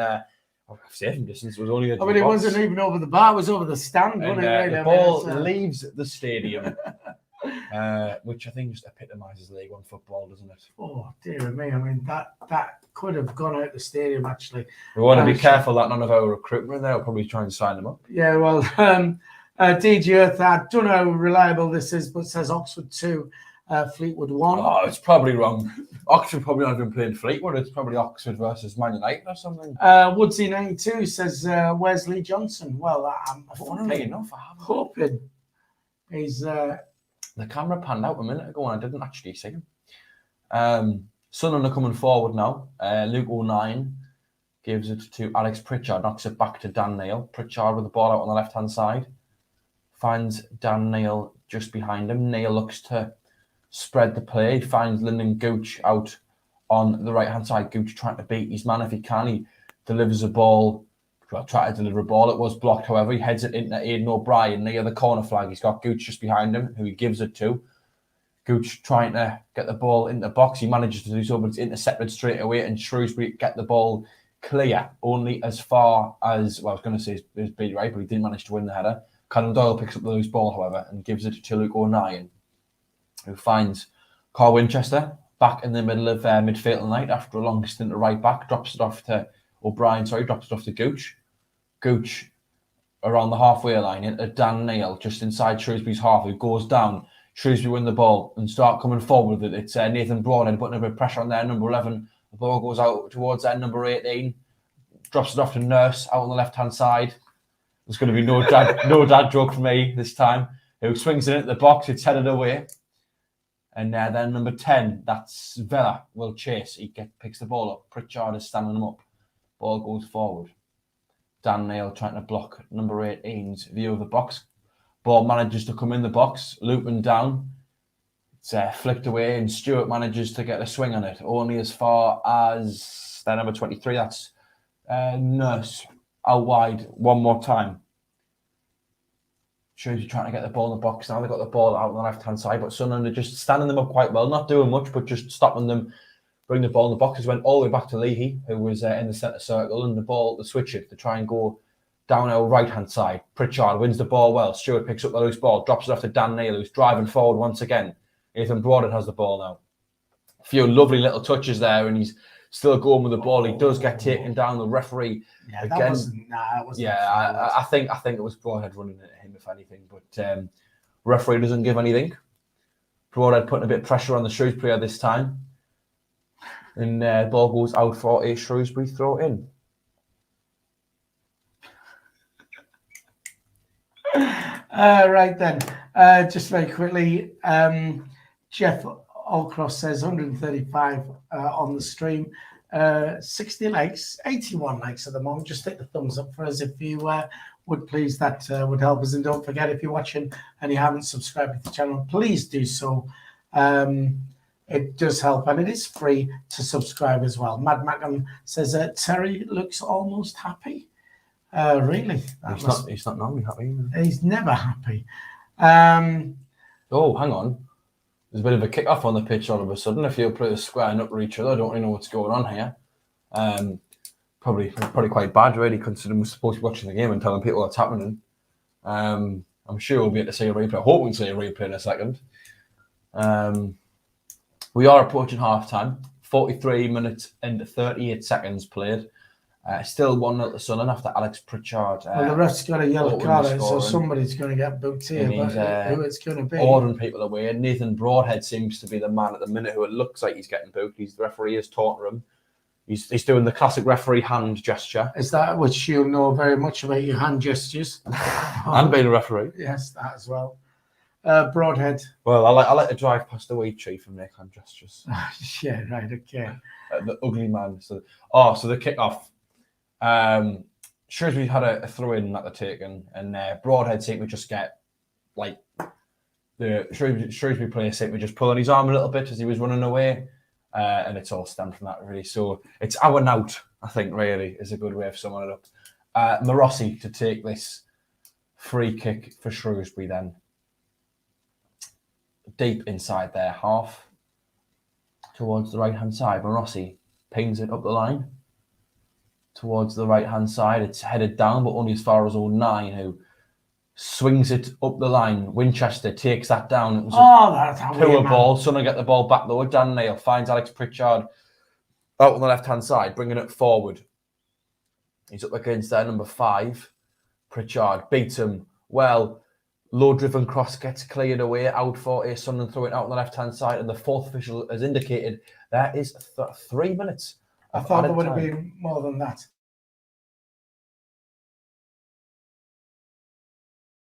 Sorry. Don't worry. Sorry. No, they didn't hear that. We're muted. So, Oh, yeah. Well, I did. No, we're all right now. We're back on now. So, right. I'm confused. No, I muted the mic where I said Right, to you, okay. Okay. Right. Apologies, everyone. There's a bit of confusion there. Yeah. Emma says LJ not on touchline. And she's also watching, listening to us and doing wedding stuff as well as drinking. That's, they say these things come in threes. There you go. Like these, Yeah. they come in threes. Pritchard, short to Stewart, back to Pritchard, back again to Stewart, out wide.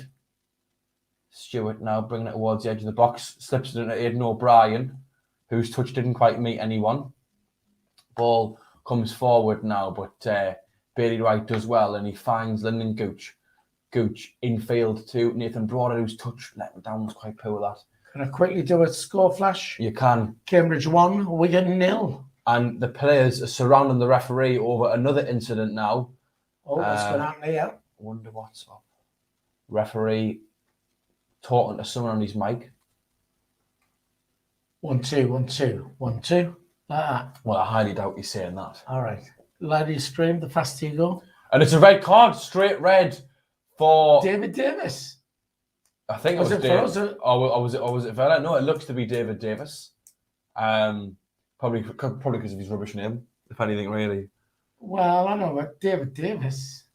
I don't know. It is it him going off? We'll see the So- incident now. Here we go. Gooch had the ball. He played it infield to Broadhead, who had a bit of a poor touch, and it's that tackle there. Oh, Oh, I don't think it was. he was a little bit late, but I don't.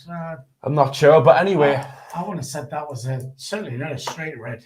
well, regardless of what opinions are, David Davis, number 16 for Shrewsbury Town, has been sent off. Come on, let's wave. John. Let's wave him. Yeah. See ya. Mescal, Bye. David Mescal. Yeah, yes. And Shrewsbury's down to 10 men now. 30 seconds before the 3 minutes of added time are up, and we go into half time. Sunderland already 1-0 up. Do you want to change your prediction then from 2-1 now? No, I'll keep it the same because 7-0? I stick by my prediction. 14-1. Yeah. I stick by my predictions. Lyndon Gooch from this free kick then swings it towards the box. Bailey Wright couldn't quite make 30-0. anything of that. Bailey Wright brings it towards the box. Gooch, ball out on the right-hand side now. Swings it towards the area. Bailey Wright heads it across goal. Nothing could quite come of it. Ball comes out the box. And Shrewsbury try to get the ball forward. It's their number 11 now. Turns away from Dan Neal. Nice little turn of pace from him there. He's got an option out the left-hand side, which he does find. He's up against Gooch, their number 14 now. Swings the ball towards the front post, but Hoffman will pick the ball up and not do anything with it yet. Hopefully the referee is going to blow the whistle any second and not go in for half-time. Hoffman still stood with the ball in his hands. He really is taking his time as the referee blows the half-time whistle. And after 45 minutes of action, it is Shrewsbury Town 0, Sunderland 1, Shrewsbury down to 10 men. Philly, we're in a very good position. We are. I thought. I think we've played better that first half than we have, well, for quite a few weeks now. Shrewsbury, they've been dangerous every now and again. I mean, their finishing's not been very good. Hoffman made a good save, had to get down low. But other than that, you know, Sunderland have had some good chances. Gooch had a superb curling shot, was going top left-hand corner, and their goalkeeper got across, made a fantastic save. Can we see Lee Johnson? Is he there? Well, I thought I spotted him earlier with his hands outside of his pockets, but he doesn't look to be on the touchline tonight. Saw him on Sunday, looked fine then. Right, as did Peter Reid. DJ Sizzler Watson. Did anybody see Peter Reid with the Ipswich team on Saturday? He is part of the Ipswich coaching team, actually. He's got something to do with that, hasn't he? I don't know. I think it's Paul Cook. Paul Cook has brought him in as to play some sort of role in the. I'm just stretching my leg out. Okay, all right. You needn't worry. I was wondering what. I just wonder what you do under the table. That's the problem. There's a Put good. your hands. There's put a your good. hands There's a good Karen. Right. Will you behave yourself? We have kids watching this. You know. She's just underneath the table. Listen, time we behave should. yourself. Yeah, I think first half. I think we've actually, you know, we've gone through a spell these last few weeks where we've just not been able to pass the ball to each other, just giving it away, silly mistakes, losing possession. And tonight we've not done that. There's been some good link-up play. I think we seem positive. We've gone forward. Bit like I said, we were in the first 10 games when we was attacking people all the time, and I just think, you know, we're doing the same again now. Whether Shrewsbury have not done the homework, Which is something that I would know about. Yes, obviously, you know, not pressing us because we're still playing it out from the back as we always seem to do, and other teams tend to pressure us down there. We lose the ball in that dangerous area, and puts the other team, you know, on the front foot. But they haven't done that. So I don't know if it's a case of Shrewsbury not doing the homework and not pressing us, but we have looked certainly better than we have for quite a few weeks.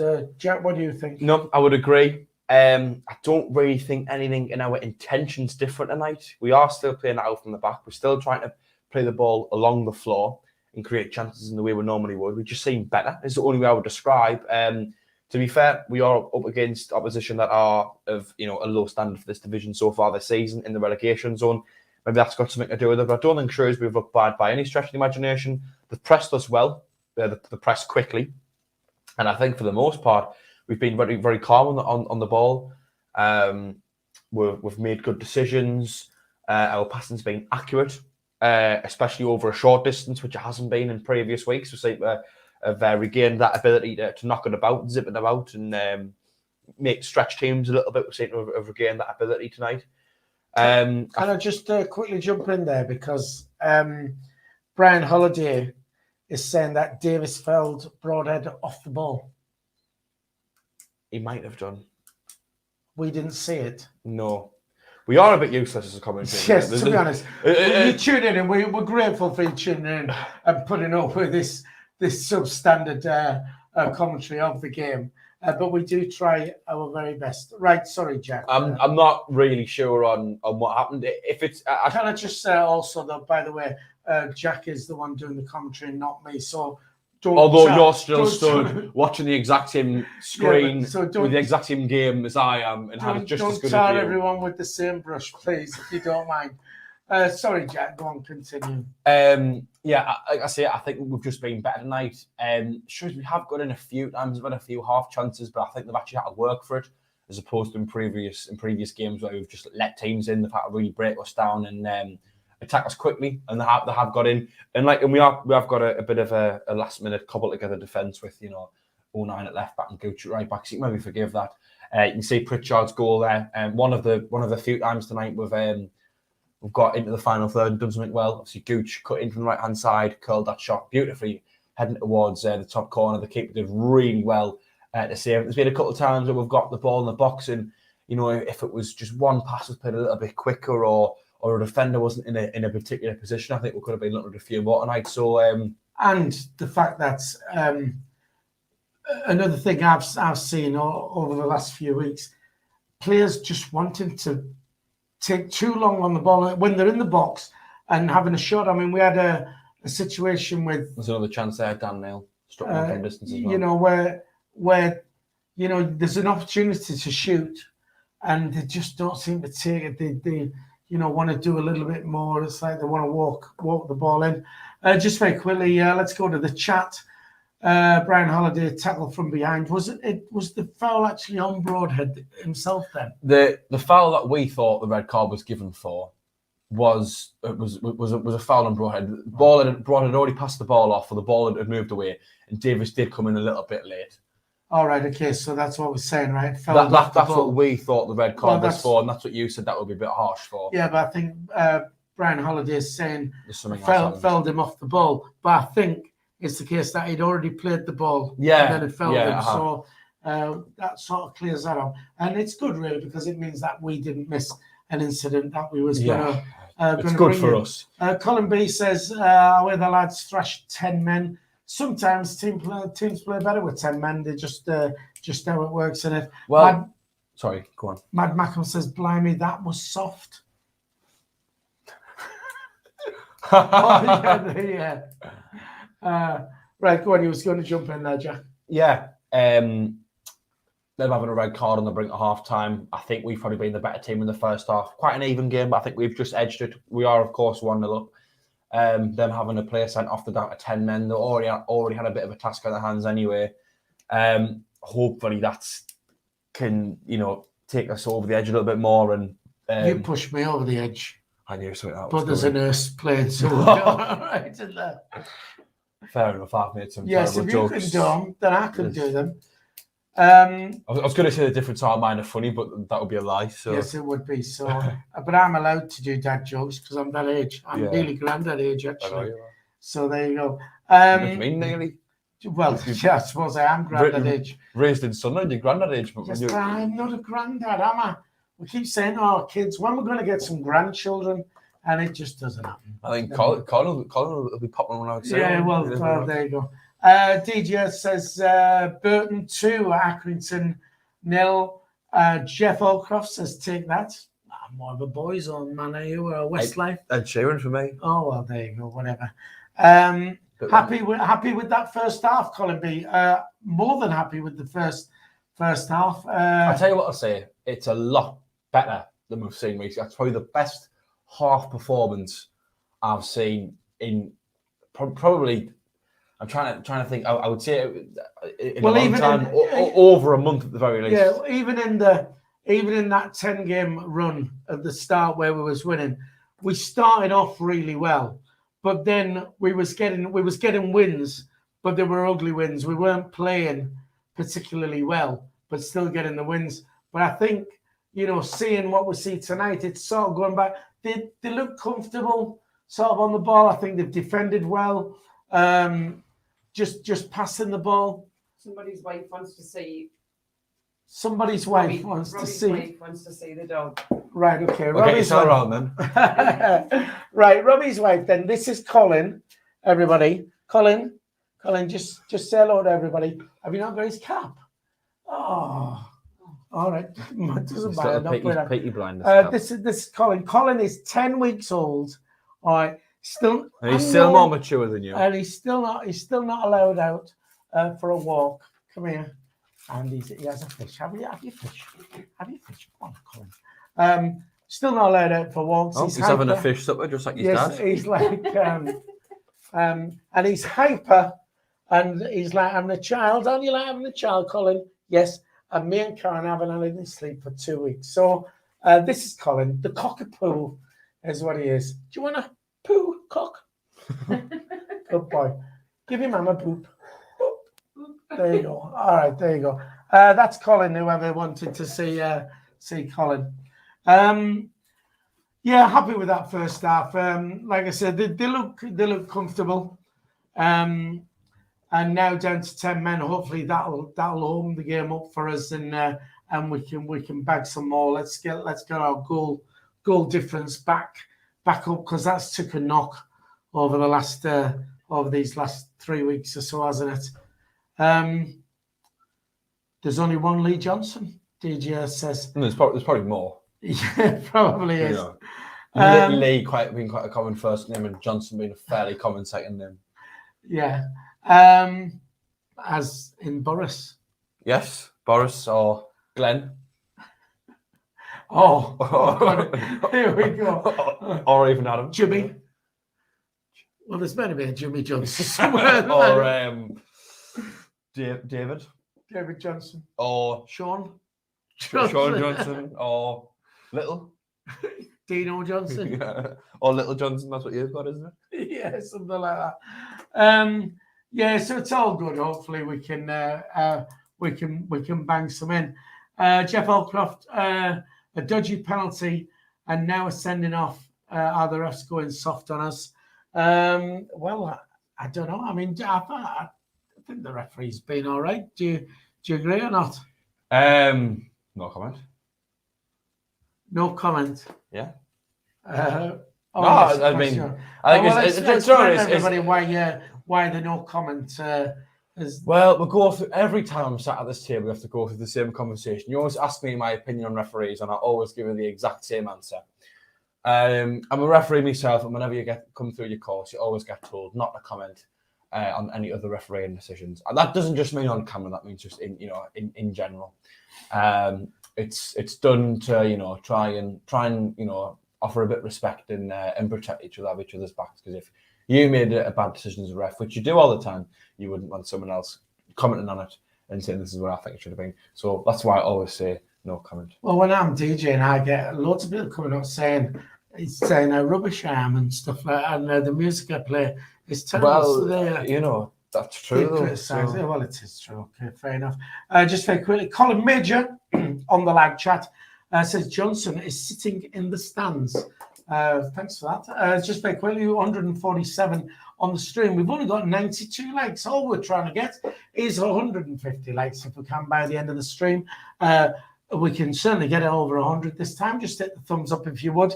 Let's get these likes up and get it to 100 at half time. If you're on a mobile device and you have the live chat on, there's a little X in the top corner, and all you need to do is close that down and you see the thumbs up. Give us a thumbs up, and don't forget we are looking for 10 extra subscribers tonight. That's all we're looking for to take us to our little magic figure.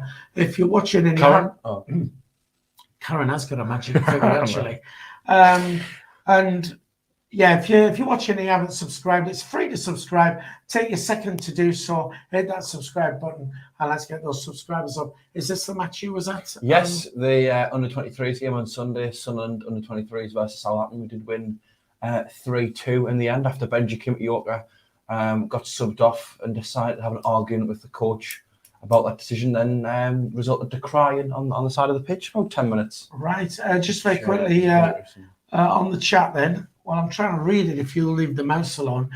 Gordon Seymour, he's good, his eyes are good, says Lee Johnson is watching the game from the stands because he's accumulated 4 yellow cards, which means a 1-match ban. Wow. He did get booked on Saturday. Do you know why he got booked? No, I don't know. I mean, people say, is that not a good thing? Because people are saying that he's not animated. It disproves the theory that Johnson stands there with his hands in his pockets and doesn't do anything. Which is a stupid thing to pick up on, in my opinion, anyway. But, such is life. I was going to read out Jeff Holcroft's comments. I said, Dodsy, did you see Philly when he was interviewed by the Ipswich YouTuber? That was Alex Griffin. Yeah, Alex Griffin. Said, it was... at the weekend of the last... you're a DJ, aren't you? He said, Phil replied, entertainer. I am an entertainer. I would like to know who it is you've been entertaining, because I've not seen it. Karen what I tend to do wasn't saying you've been started as a DJ, and then when I started doing my show, that wasn't DJ, and that was sort of a show. So I say entertainer now because, plus, at my age, you say you're a DJ, and it just sounds wrong anyway. So, and... when I'm DJing, I entertain people anyway, don't I, Jack? No. Shut up, man. You're right. Hey, man, I've made a living out of it, haven't I? We've done all right. So, yes. Sorry about that. Jeff. But yes, it's what I put down as my occupation. If I have to, if that's all right with you, let's get rid of this spanner. Well, it's not all right with me. So, right.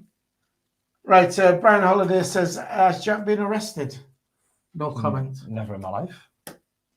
He's referring to that. You won't comment on. No comment. No comment. So, Jimmy Johnson played for Celtic. Yes, I knew that. Oh, did you just say that because you knew he actually exists? Plymouth 0, Wickham 0 still coming on.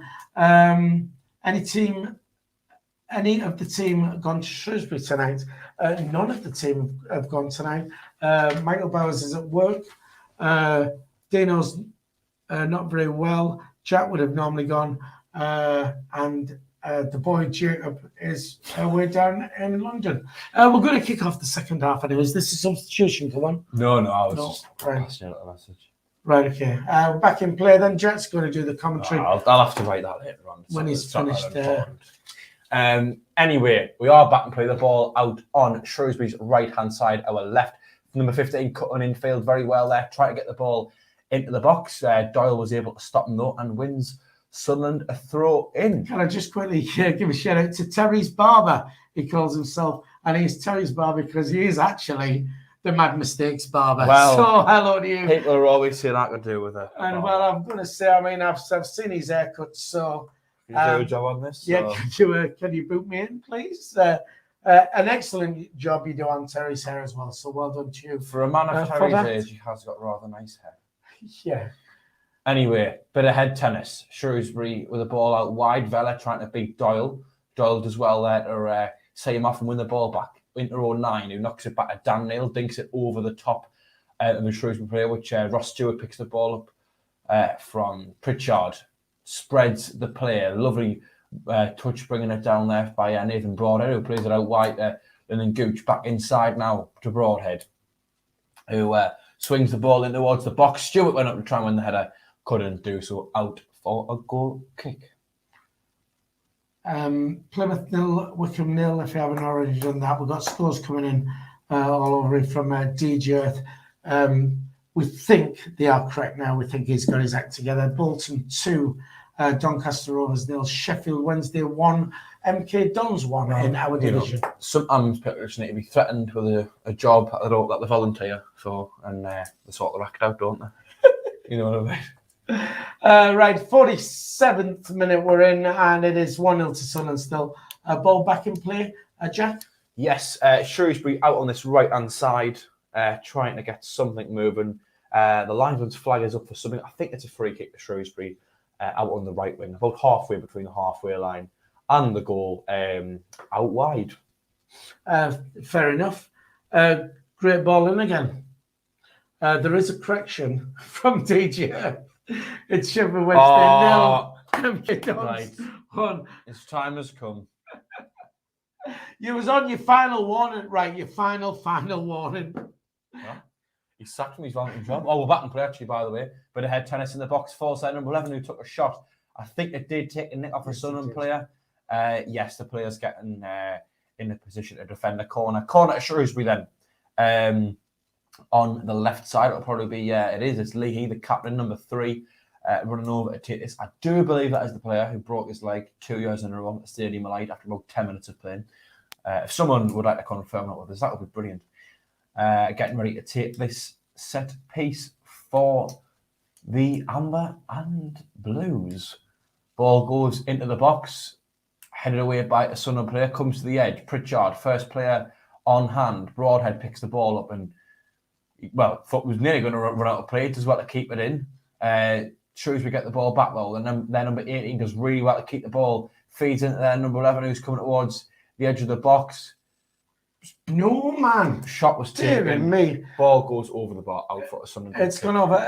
Now that correction's been done, MK Dons beating Sheffield Wednesday moves them into 5th place above Sunderland, just on goal difference, which is why it'd be nice if we can bag a hatful of goals and get that goal difference back up. Yeah, there we go. Sunderland moving the ball slick now. Stewart couldn't quite get the ball there. Pritchard got the ball on the left-hand side.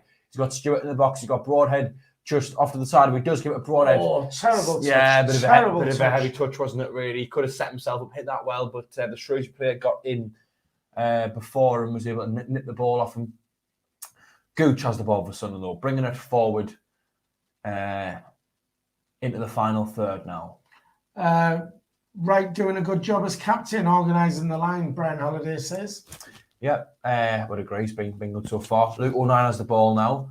Over to Alex Pritchard out on this left-hand side, running towards his man. He tries to nip away from him and he tried to give it to Dan Neil, but the pass his touch was a bit too heavy, which meant the pass was weak, essentially. Winchester does well to cover for Gooch and win the ball and win a free kick in the process of doing so. Well, I think, to be honest, considering we've got 10 men, Shrewsbury coming out and giving it a good go, second half, definitely. 49 minutes played, still 1-0 Sunderland. We're back in play, Jack. Yeah, Shrewsbury have came out fighting. Can I quickly jump in there? Cambridge 2, Wigan 0. Fantastic. There we go. Are you ready to jump back out again?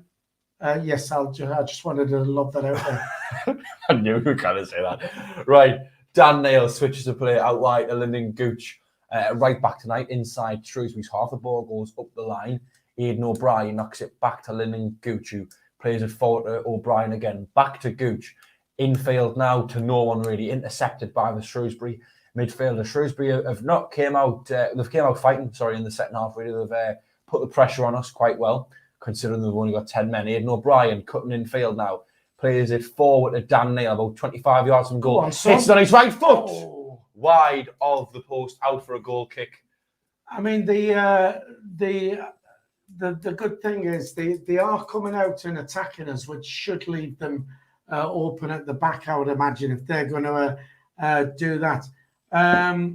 Please tell us that's not a goal correction for Cambridge, because if Cambridge can start banging them in against Wigan and we can get some goals here, that is going to, because Wigan's goal difference is 15, ours is 7, Milton Keynes is 11. So if we can Bowers, bang some in, I'm just giving information, a bit of respite from your commentary.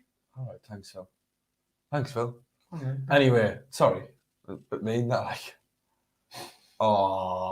Shrewsbury on the attack. However, that's more important. And well, that was an attempted shot, but yeah, that was going nowhere near the go out for a goal kick. Are you all right now? No, I'm not. Someone bring Colin up to come cheer him up. Right, okay. Well, I don't know where we're at now. You never do. No. Burton are 4 up now, apparently, Brian Holiday says. Yeah, and DJ got it in there anyway. Burton 4, Accrington 0, Swindon 1, Hartlepool 0. Jack, back in play. Yes, Dan Neil feeds it over to Luke O'Neill, who passes forward to Alex Pritchard, cutting inside. He's got O'Neill on the overlap. He goes infield to Dan Neil, gives it back to Pritchard, about 22 yards from goal, puts a cross in. Stewart did win the header, but couldn't really direct it goalward. It's out for a Shrewsbury Town goal kick. Sunderland now attacking the goal that backs onto the away end, if that makes any difference to anyone. Right, fair enough. Gordon, who's got very good eyesight, says... What's that all about? Gordon Seymour. All right, I get it now. Oh, God. I have to explain these things to you. As things stand, if we score another 6 goals, that will equal Wigan's goal difference. Yes, but if Cambridge start banging them in against Wigan, then it won't take 6 goals. But it would be nice to get a few goals in. We're back in play, Jack. Yes, Broadhead does well to give it to O'Brien, who a few nice touches. He's still got the ball, bringing it forward, spreads it out wide to Alex Pritchard out on the left-hand side. He's got Luke and I making an inverted run. That's created a bit of space for Pritchard. Goes in field to Aidan O'Brien, who drops off the nail. Pritchard got it in the box now. Lovely little turn. Hits on his left. Oh, went across goal. And, well, I think he was going for a shot really, not across. And just wide. No one could nip it at the back post. I think that'll be out for a Shrewsbury Town goal kick. But another good chance for Sunderland. Right, well, we're still winning 1-0. The 54th minute, it's a corner to Sunderland. Mad Mackham says Shrewsbury showing fight, or typical Lee Johnson, flat as a pancake display after half-time. I think that'll be harsh. I think Shrewsbury have came out and battled quite well. But to be fair, the last few minutes we seem to have gained a bit more of a grip of the game. And the Montgomery Waters medal. Deep ball goes into the box. No one could quite really get on the end of that. Out for a Shrewsbury goal kick. Bailey Wright was being held there, appealing for a penalty, but it would have been soft. In sync there when we did that. So and What? no, see, in sync. In sync. Oh God, Jack, man, did you go to school or not? I didn't go to the same school you did, whichever one you went to. Honestly. I didn't get the crack with the pen going like that. No, I was going to say watch this because that's slightly behind that. Oh, and then when stuff right. we both together went like. Oh, that. right, yeah, right, Oh, I get you. goodness. Sorry about Right, that. we're back in play. Sunderland going forward now. Broadhead tried to play it in the path of Stewart, but Shrewsbury got there first. Out for a Sunderland goal kick. So it's goal kick, Sunderland throw in. Sorry. See, you're knocking my confidence. I'm starting to get things wrong now, and it's all your fault. I thought you'd blame me. That's what people tend to do. Right, okay, here we go. Throw into Sunderland. Somebody says Pritchard is playing well. I mean, scored a goal, and every time he gets on the ball, he looks dangerous. He's created a couple of things here and there, so he's having a better game than he normally does. Gooch knocks it back at Winchester from this throw-in, who spreads the play to Luke 09, passes a bit behind him, would have been better if he was just ahead of him, but nonetheless, still got the ball. Nice little 1-2 of Pritchard. Knocks it into Dan Neil, who finds Winchester, his central midfield partner. O'Brien has it. Passes it to Gooch. In Nathan Broadhead, who drops it off to O'Brien and makes a run. O'Brien coming in field now. There was lots of blue and amber shirts around him, so he did lose the ball, but Sunderland regain it with Lyndon Gooch now coming very centrally, coming towards the left-hand side. I hope someone's covering him over at right back. He drops it off to Ross Stewart. Picks up the loose ball again, does Gooch. As Broadhead has it now. Finds Gooch. Gooch knocks it back to Winchester, who plays it back out wide to Gooch. I'm getting sick of saying his name.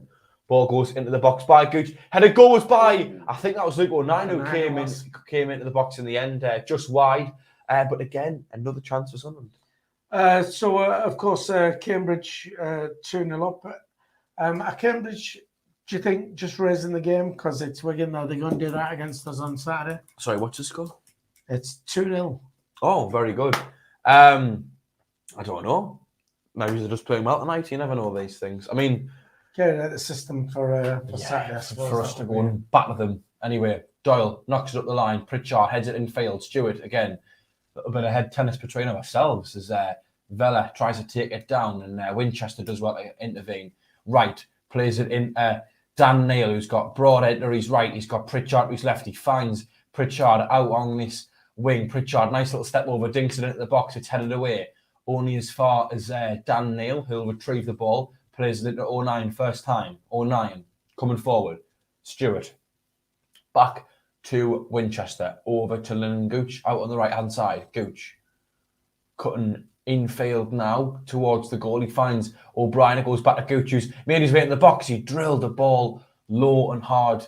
But nothing was able to come of that, really. Again, out for a Shrewsbury goal kick. But again, Sunderland getting forward. Sunderland doing well. If we're not creating chances, we're getting very close. And that was another example of that. Yeah, do you think they're going to tire with only having 10 men as well? They're going to have a lot more running to do, yes. Yeah, I mean, we're moving the ball very quickly. And I think, with a man less on the pitch, that becomes harder to do. So hopefully they should start a tire if they haven't already. I mean, they've come out the traps all guns blazing, but they're not going to keep that up for the full half, I would imagine. They had a good little period just after half-time, 5-10 minutes or so. Last month, wasn't it? Shut up.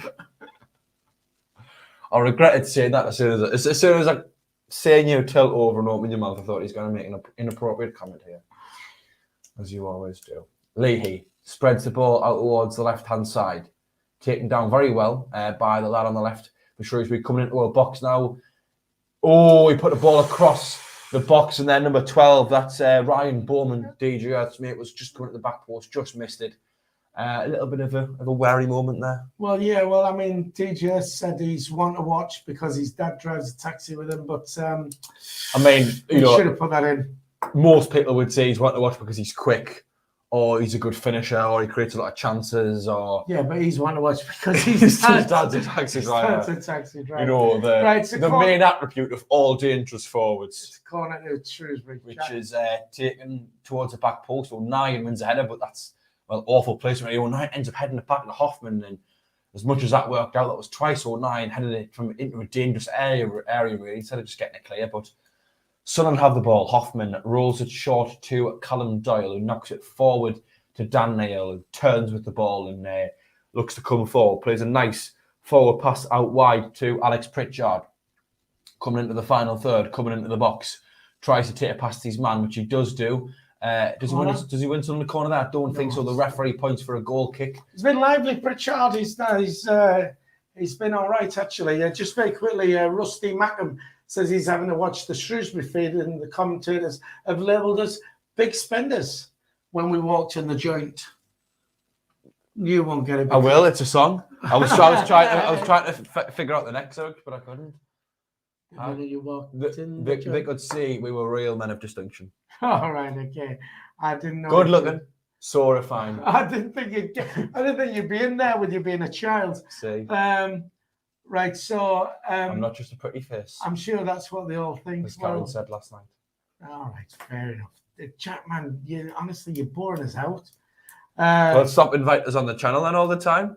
It's you, man. You ring us up. Can I come on tonight? I've got evidence that you rang me, in fact. All right, mate. Dino can't make it tonight. In that weird accent. Anyway, Shrewsbury coming forward. Callum Doyle wins it. Finds Carl Winchester, who brings the ball forward nicely. He plays out to Pritchard on the left, who has looked lively, better than he's normally been. Haven't really rated him that much since he came to the club, but he's played well tonight. Dan Neil over to Winchester in the centre circle in Shrewsbury's half, out to Gooch on the right, forward to Broadhead. Broadhead knocks it back to Gooch, who tries to feed it into the forward run of O'Brien, who couldn't quite get there. Ambitious ball didn't quite work, out for a goal kick. Right, well, we're on 60 minutes, which tends to be a substitutes and stuff like that. Brian Halliday would prefer to see McGeady. What do you think? I mean, what I'm wondering is why is the cameraman panned to a group of Shrewsbury fans? Panned to a group of Shrewsbury fans clapping in the ground. I'm not sure. Maybe they're happy clappers. Maybe they are. Well, speaking of substitutions, coming off for Sunderland, number 10, Aidan O'Brien, entering the pitch, number 4, Corey Evans. Oh, there you go. And Corey Evans handed the captain's armband as well. Hopefully, it was a better performance than he did on Saturday.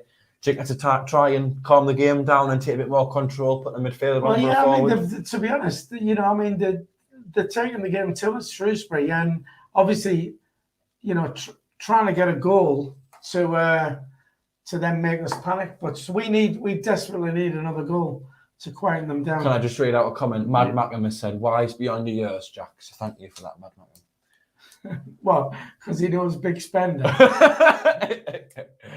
Trust me, Jack's not wise at all. Yes, I am. All right, okay. Wiser than you. Right. And you're about 60. Wise old Earl. I'm not 60, not quite. Nearly. Anyway, it's the keeper, Morossi, who knocks it long. Winchester wins the header. I think Winchester's moved to right back for Evans to go in midfield. We've changed things a little bit. Vela knocks it short to Pennington, who picks the ball up just inside Shrewsbury half. Ball goes out towards the right-hand side, picked up by their number 15, who tries to beat O'Nien, and he does do well. He's got a big burst of pace. Ball goes into the box, and Bailey Wright was able to just get a foot on it. Corey Evans picks up the loose ball. Doyle knocks it into Pritchard. Not in there. Weak pass from Pritchard. Dangerous. Shrewsbury had tried to cross into the box, but O'Nien was on hand to block that. Bit of a dodgy ball from Pritchard there. If you're knocking the ball about in your own final third, you've got to make sure the pass is perfect, and it was a little bit weak there. Not to worry, out for a throw-in, which their number 23 will take. Quite far up the pitch on the right-hand side. You want in? You look as if you're looking over. I presume no. There's throw-ins to be taken. Into the box, deep. Good throw-in that is. Reminds us of Roy Delap. It was Daniel heads it away. Vela picks it up on the edge, knocks it back out with the lad who took the throw-in, delivers it into the box, headed away by Bailey Wright. Vela heads it back towards the box. It's bobbling about everywhere. It's struck into the back of the net. Is that what you're looking at us for? Did you know it was a goal? Well, I didn't know it was a goal. It's Udder, their number 11. I think it was a half volley or so from the edge. Beats Hoffman. His wife's the right cow. Udder.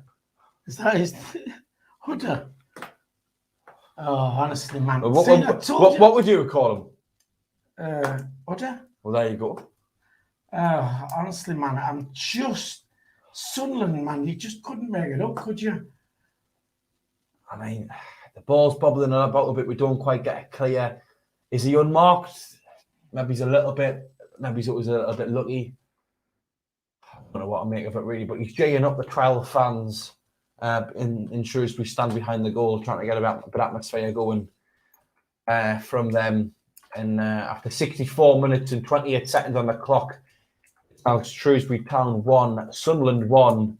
And they've done what I said they were trying to do. They've come out to get that goal.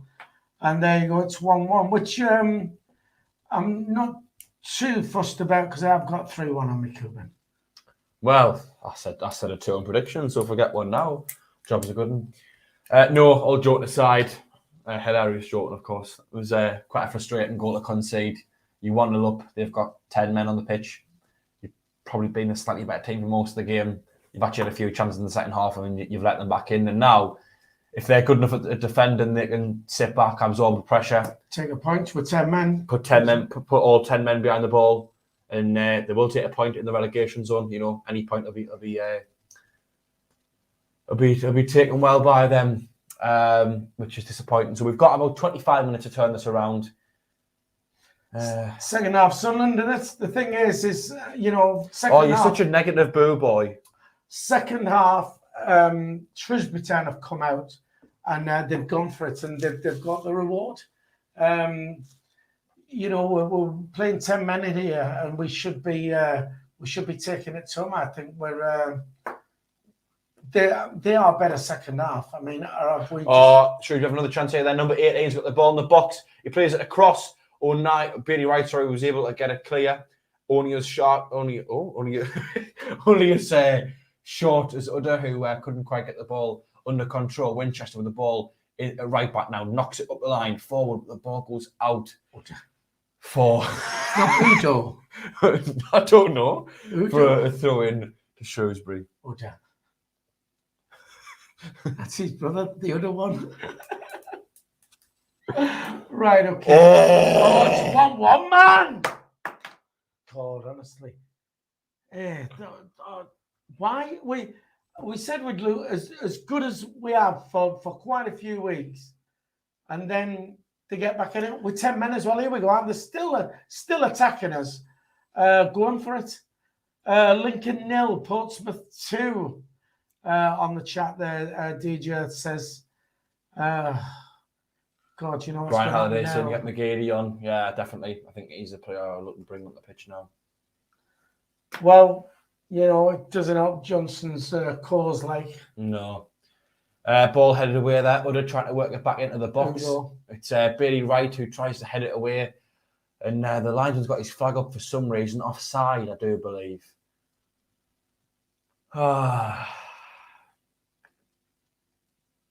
Sunderland back in play. Dan Neil with the ball, bringing it forward. Turns back.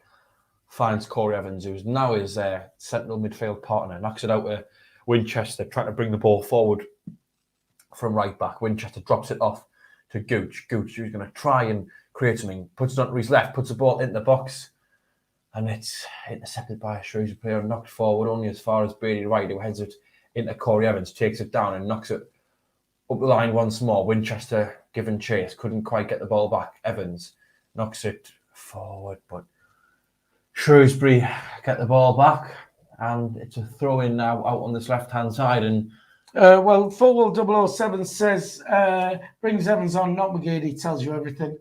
I mean, you know, do you think that was a good call bringing Evans on? I can see why he's done it. It's to try and calm the game down and control it a bit more. And what I will say, to be fair, is I don't think the conceding of that goal had anything to do with the substitution.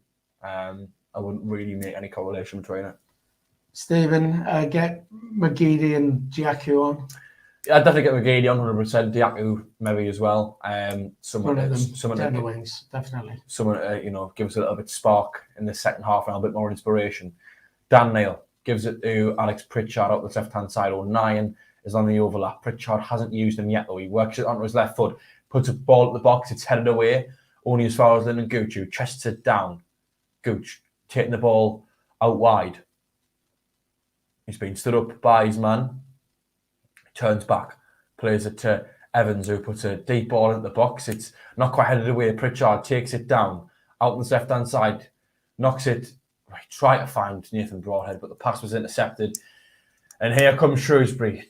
Callum Doyle able to stop an attack, though. Ball goes out for a Shrewsbury Town throw-in, just our side of the halfway line, which they will take in due course.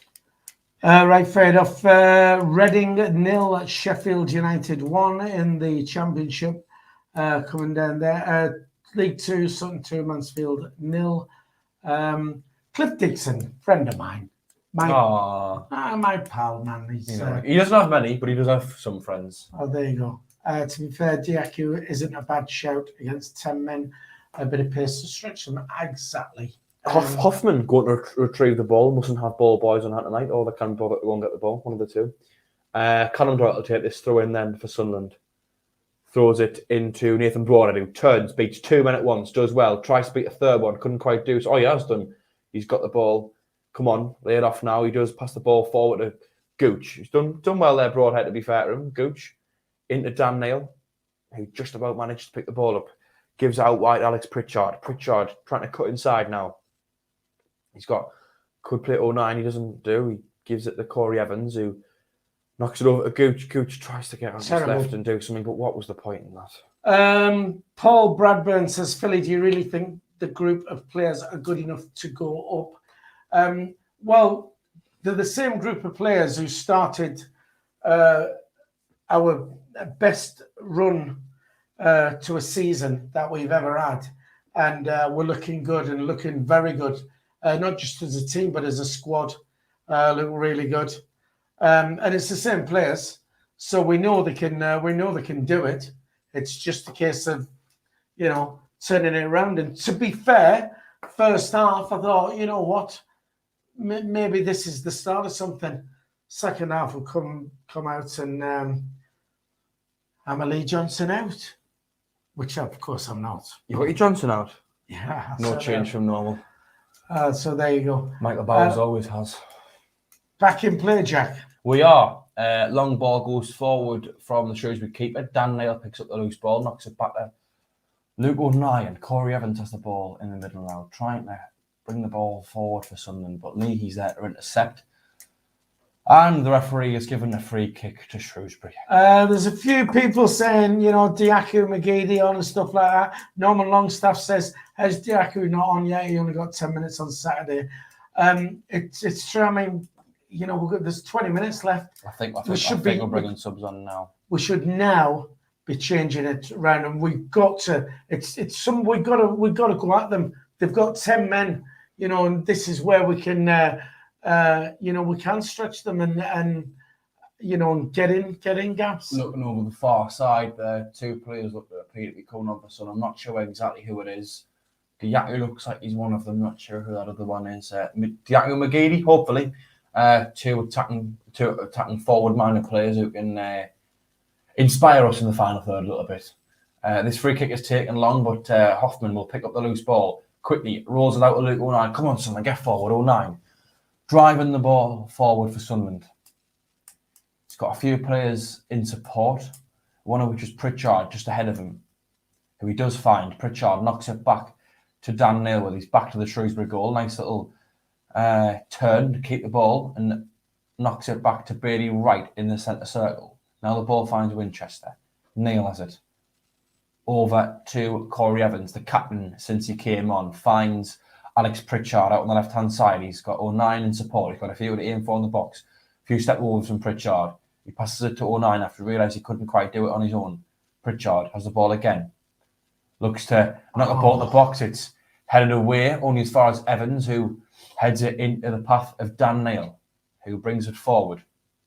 Neil crosses it into the box. Stewart gets a flick on, but it's over the bar and out for a goal kick to the home side. Gordon, who's got very good eyesight, says Sunderland came out second half intending to hold on to a 1-goal No, lead as usual. I disagree. I think we're going for a second goal. And I think the amount of times that we got the ball in the box, we had a shot or we had a cross that maybe someone didn't quite get in the end of, I think that proves that actually we were still going for it. It's Gooch that's came off for Diaco, by the way, and it's Pritchard coming off for McGeady. See, I think Pritchard's had a kind of game myself, like. He has, but I think his decision making has been poor the last 10, Yeah, 15 minutes. So there's been a couple of times when he should have passed it to 09, but he hasn't. He's went on his own. So Gooch has come off for Diaco. And Pritchard's came off for McGeady. Natural straight swap as well. McGeady to go to the left, I guess. Anyway, this goal kick is taken, headed down by the Shrewsbury forward. Bailey Wright knocks it back to Hoffman, who picks the ball up. Well, to be fair, it's what we've all been asking for, Diaco and McGeady, and that's a substitution. So let's see if that can work for us now. And with just over 15 minutes of the 90 remaining, Sunderland have the ball. Aidan McGeady receives it from Luke 09, cuts inside now, drops it off to Dan Neil. He's got Winchester just to his side, he gives it to Winchester, feeds it forward to Diaco. Come on. Diaco knocks it back to Dan Neil, puts a ball into the box. It's punched away by the Shrewsbury keeper. No Sunderland player was on hand to get the rebound. Shrewsbury trying to get it clear. The ball falls to Corey Evans on the edge, who knocks it just back to Carl Winchester. Shoot! Winchester knocks it in 09. A few little passes being played by Sunderland. No one can quite create an opening and take a shot. If there's one man who can, he might have the ball now. Aidan McGeady. McGeady in danger of losing the ball. He gives it a broadhead inside the box. Let's go on. Too much again, man. He went to take a shot. I think he did it a bit too late, if anything. And now Shrewsbury get on the attack. The ball is on their right-hand side. They're trying to switch it, but Bailey Wright is on hand to nod it down to Callum Doyle. Doyle. Evans. Evans bringing the ball forward. Finds McGeady in the centre circle. Over to Dan Neil. Marching forward for Sunderland, slips it into Diaco. Can he do anything? He managed to keep the ball on for Sunderland, and I think he should have won a corner. Which there. He has. He has done. It was Diaco Broadhead, one of the two. Matt Mackham says, shocking, wake up. Come on, Gates, down there. Paul Bradburn says, doesn't matter if we play bad, as long as we get 3 points. We need to be out of League One this season. Yeah, I tend to agree with you. Middlesbrough 1, Preston 1 in the Championship now as well. We're in the 77th minute, 1-1 corner to Sunderland. Diaco takes this with his right foot. It's deep. No Sunderland player getting the end of it. It falls to Dan Neil, who gives it to McGeady, coming towards the edge of the box. McGeady trying to work half a yard of space. He couldn't quite do so. He picks the ball up again after losing it. He finds Corey Evans on his left. Can Evans sit us across? Nice little fake turn. Hit it across goal. It was headed away. And, well, that was an ambitious attempt for a header. I think it was Bailey Wright. Knocked it towards goal again. Only out for a goal kick to Shrewsbury. Liam Robinson, it says panic stations has hit the players big time. I'll be very disappointed with a draw here tonight. Yeah. I mean, I would have been, at the start of the game, but the fact they're down to 10 men as well. And we looked first half, we just looked comfortable. I know they had a few chances, but we dealt with it. For goodness sake, Jack back in play. Yeah, Bailey Wright swings it forward. Stewart tries to win he doesn't the flick on, but it's not really to anyone. 23 for Shrewsbury evades pressure from 2 Sunderland players there and brings the ball forward down their left-hand side. Bailey Wright intervenes well, gives it to Winchester. Now Dan Neil has it. Drops it off to Diaco on the right wing. Nice little turn from the German. Knocks it back to Winchester. Into Bailey Wright. Gives it back to Diaco. Come on, Sunderland, get forward. Diaco. Neil. Doyle. Over to Luke 09 at left back. Just over the halfway line. Looking to come inside now. No pressure from the Shrewsbury players. Over to McGeady on this left-hand side. He's got a couple of bodies in the box to aim for. McGeady. Oh, what is that? Aidan McGeady. You're supposed to run down the wing for me? Goodness sake. Can you stop making us laugh? I'm meant to be disappointed at this. Did that make you laugh? Yes. Say, well, you've either got it or you haven't, Jack. Well, and I haven't. You haven't. Preston have just taken the lead against Middlesbrough.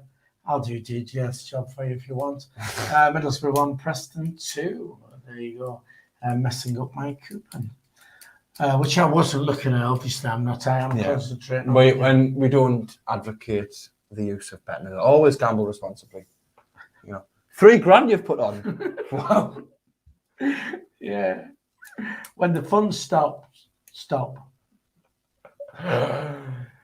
It's Morosi to hit the goal kick then for Shrewsbury. Bailey Wright answers though, and Broadhead drops it off to Dan Neil, who tried to find the run of Diaco, but he couldn't quite get there. It's cleared away for a Sunderland throw-in, really high up the pitch, and if there's a Sunday League game, there'll be shouts of box them in. But it's not a Sunday League game. It isn't, it's a League One game. that's Diaco to take this throw-in, then he knocks it back to Carl Winchester, who chests it away from goal and finds Diaco, who plays it into Dan Neil. Nice little 1-2. Diaco gets it back down the wing, cuts it back onto his left foot, ball into the box. Go on. Oh, Stewart couldn't quite direct that forwards, and it goes all the way over to the other side. And out for a Shrewsbury throw in. Actually, no, it's a Sunderland throw in. Looked to be a Shrewsbury throw in, but it's not Sunderland throw in. Look when I take this. Oh, honestly. Gordon, who's got very good eyesight, says we play Cambridge on. Alan McGeady crosses into the box. Stewart couldn't quite do anything from the goal. Morosi picks the ball up and does the Craig Gordon where you lie on the floor and spread your legs out. We need to win this. Anyway, Gordon, with good eyesight, says we played Cambridge on Saturday. They are turning Wigan over, so what will they do to Sunderland FFS? It doesn't work like that, though, does it? I wonder what that means, FFS. Yes, I don't know. Morosi pings it forward. McGeady picks up the loose ball. O'Neill and knocks it into Corey Evans. Now it's with Carl Winchester. Driving Sunderland forward. Cambridge 2, Wigan 1 now. Up the line to Diaco. Drops it off to Dan Neil. Neil over to Corey Evans, just to the left of him. Evans plays it out wide to Luke O'Neill, who finds McGeady in a little bit of space. McGeady fires the ball across the box, but it's cleared away. Luke O'Neill heads it back to Callum Doyle, who's had to pick the ball up. He gives it to Bailey Wright. Now the ball is with Dan Neil. Neil into Broadhead, back to Neil. Over to Diaco. Diaco coming inside now. He's got a couple of players in support. The ball bounces to McGeady on the edges, touches with heavy left down. In O'Neill in the box. Offside. Looked offside, got his shot off. Keeper saved it. Was it like? And the It lads wasn't haven't put offside. his flag up. We've got to win this. I mean, you know, we got that win on Saturday, miles offside. We got that win on Saturday, and these are two very winnable games where we need 6 points from these two games. We've got 9 minutes left. It's 1-1 still. We're back in play, Jack. Yeah, Corey Evans picks the ball up and drops it off to Dan Neil, who pings the ball out towards Diaco on this right-hand side. Leon Diaco now for Sunderland. He's going to cut inside. He's coming into the box, goes onto his right foot. Oh, and he didn't get into the box, but it was Morosi who just got a hand on it, touched the ball out of play off the post. Diaco. Putting pressure on now, though, Jack. Yeah, we are. We've livened up a little bit since the subs have came on. Speaking of the subs, it's Diaco to take this corner for Sunderland on his right foot. The German stands over it, knocks it. Oh, that was terrible. a terrible corner. When we say it didn't even beat the first man, the ball barely got off the ground. Winchester knocks it over to Luke O'Neill, and that's a hopeless attempt to play that. Just assuming that Evans was going to make the run, went to play through pass. Evans wasn't even running in that direction. On a plus note, Sheffield Wednesday have equalised against the MK Dons, but we still need to be winning this. This is just horrendous. But hey-ho, let's go. Hey-ho, let's go. Shrewsbury Town make a substitution then. It's their number 9. Well, we've got a little pause Sam there. Can you hit the Cosgrove thumbs up, please? We've got 115 likes at the moment, 172 people on the stream. Just hit the thumbs up. Take a second to do that. And don't forget, if you are watching and you haven't subscribed, it's free to subscribe. It does help the channel out. If you subscribe, please, we're just looking for 10 extra subscribers. 10 people just to subscribe will get us to our little magical figure. Thank you. What are you doing under the table? I'm just pouring myself a drink. Okay, that's fair enough. 83 minutes. Not doing anything. Played still 1-1. Sunderland on the attack, down with Diaco on the right side down by the corner flag. Jack? Yeah, Diack still got the ball, tried to find the run of Winchester, but the ball was intercepted and it goes back only as far as Dan Neil. Neil tries to find the run of Diack. He does do. Diack puts a decent ball in the box, but it's headed away by a Shrewsbury player, only as far as Dan Neil, who once again takes the ball down, try to beat his man. Cosgrove got in the way though. And well, I mean, if he hadn't tried to do that, we'd have got that throw, I think. Neil tried to retrieve possession there instead of let the ball go out for a throw, but incidentally ended up giving a throw into Shrewsbury. Right, okay. Wigan have equalised against Cambridge now. Cambridge 2, Wigan 2. If anything, we are starting to press them now. I mean, there's only 6 minutes left. You know, everything that we try and just isn't good enough. Well, it's not. But we're going in the right direction, so come on. We are. Shrewsbury with the ball, then out on their left-hand side, the ball goes up the line. It's taken down by Bailey Wright, knocks it over to Luke Woodine in the centre circle, who passes it out wide to Aidan McGeady. McGeady trying to get something going for Sunderland. He's got a man in front of him. He tried to find 09 on the overlap. I think it was the right idea, but it didn't come off. Bailey Wright knocks it forward to Dan Neil, gives it back to Bailey Wright, over to Diack on the right-hand side. Diack trying to beat his man. He's got Neil behind him, who he finds. Dan Neil turns and gives it to Aidan McGeady. Come on, do something. McGeady's got a couple of players putting pressure on him. Offload it, which he does do. He gives it to Luke 09 out on this left-hand side, who knocks it back to McGeady. Everything's going through. No, man. McGeady at the minute, but he's trying to take an attempt from distance, and the ball just deflects into the keeper's arms easily. Right. We draw tonight. It's Lee Johnson's last match. TJ says, Brian Halliday says, I've read Solskjaer is 12-1 odds for the Sunderland job. Yeah, right. Okay, whatever. Jack. Ball goes forward. Doyle, no idea what he's doing there, under absolutely no pressure at all, and decides to just flick the ball anywhere, and it's out for a Shrewsbury throw-in, which they will leisurely go over to take. Waste as much time as they can, entitled to do so. Well, we'll be doing the exact same thing. That 12-1, apparently, I thought he was just making it up, but apparently Colin B said he did see that, so that's never going to happen. So don't be getting your hopes up. I wouldn't be putting any money on that at all. I mean, I'm not a betting man anyway. £5. Not even a man. £5. Solskjaer 12. Yeah. Stop! You've already put £2,000 on today. All right. Okay. Right. It's Well, all this money from the super chat. It's got 3-1 Zidane for the job. Shrewsbury to take this throw in, then depressing. It goes short to Cosgrove. It's back to number 15 who took it in. He finds a player who's managed to get himself into the box completely unmarked, puts the ball across the goal, and it's cleared away for a Shrewsbury throw in. I'm depressed. So 87 minutes and 3 seconds played. Shrewsbury Town 1. Sunderland 1. Shrewsbury with a throw in very far up the pitch, right next to the corner flag on the right-hand side. It's played short to Cosgrove, back to 15, who looks to cross it in. Hoffman picks the ball up and tries to get Sunderland moving. At least there's a bit of intent there. Kicks it long, looking for Broad, and we couldn't quite find Bailey Wright. Wasn't really able to do anything there. And Diack was trying to win the ball off the Shrewsbury player who still got the ball. And now it's with Vela, who finds Pennington, bringing the ball just over the halfway line for Salah, out wide to number 15 and back to Pennington, who knocks it back to Leahy. Now it's out wide on the left. Ball goes forward. Bailey Wright's just able to get a foot on it. And Winchester picks it up, finds Dan Neil, who turns and tries to get Sunderland moving in the right direction. Plays it up and wide to Diack, who knocks it back to Carl Winchester. Winchester now finds O'Nien. Looking a bit uninspired, lack of options. Plays it to Corey Evans in the centre, out wide on the right to Dan Neil, who crosses it in. Oh, and it was not a bad attempt, to be fair. Ball went towards the back post. Broadhead, left-footed volley, cannoned off the post. I think he's offside anyway, by the looks of things.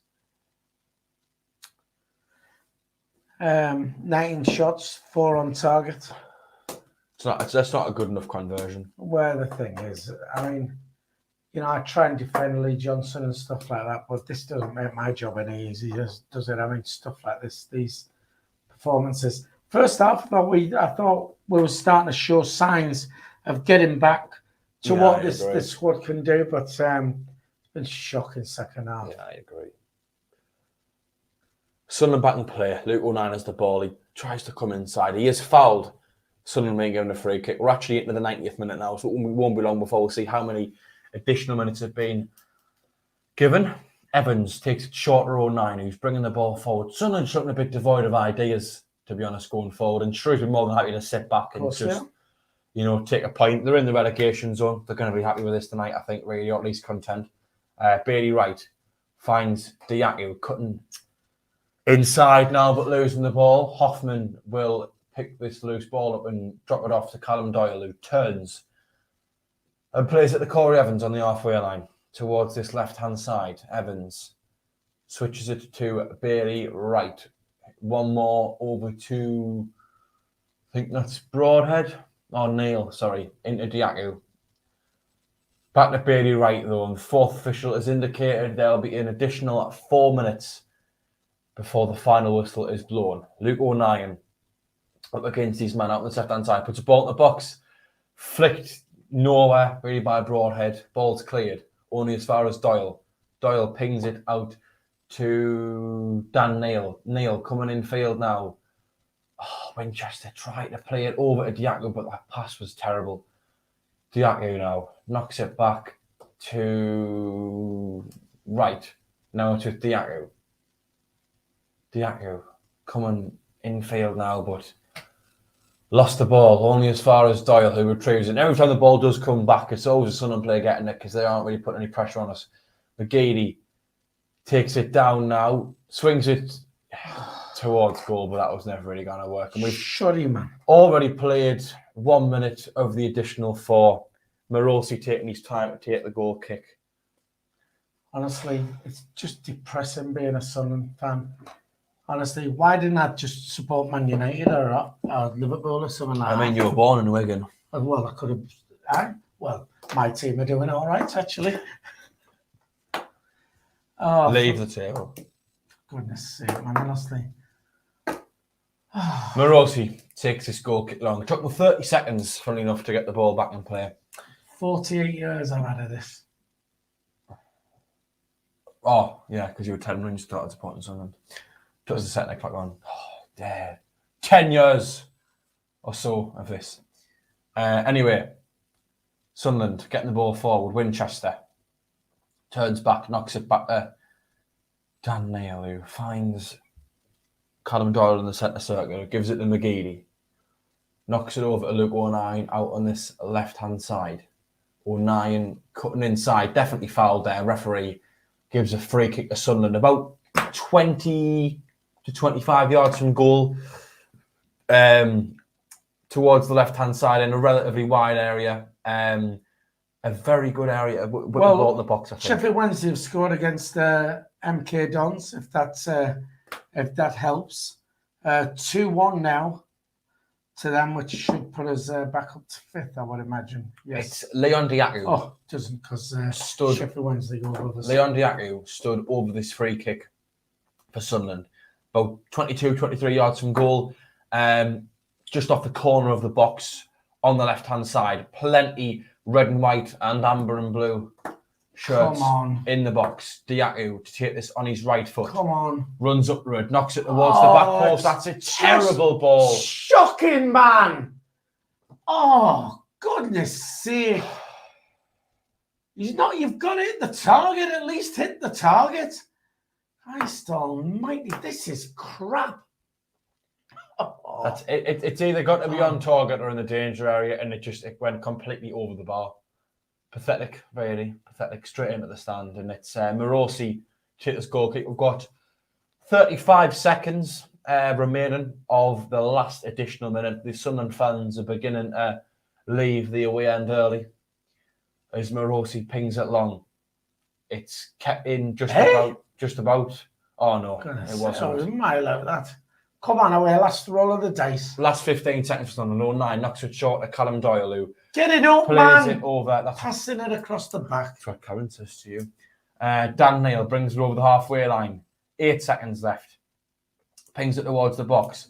Stewart unable to win the header, and that was probably the last roll of the dice there. Yes, as the referee blows his full-time whistle, the 90 minutes are up. The game is over. It is Not finished. good enough. It's not good enough. Shrewsbury Town Absolutely won. not good enough. Sunderland won, and I think you sum it up well there, really.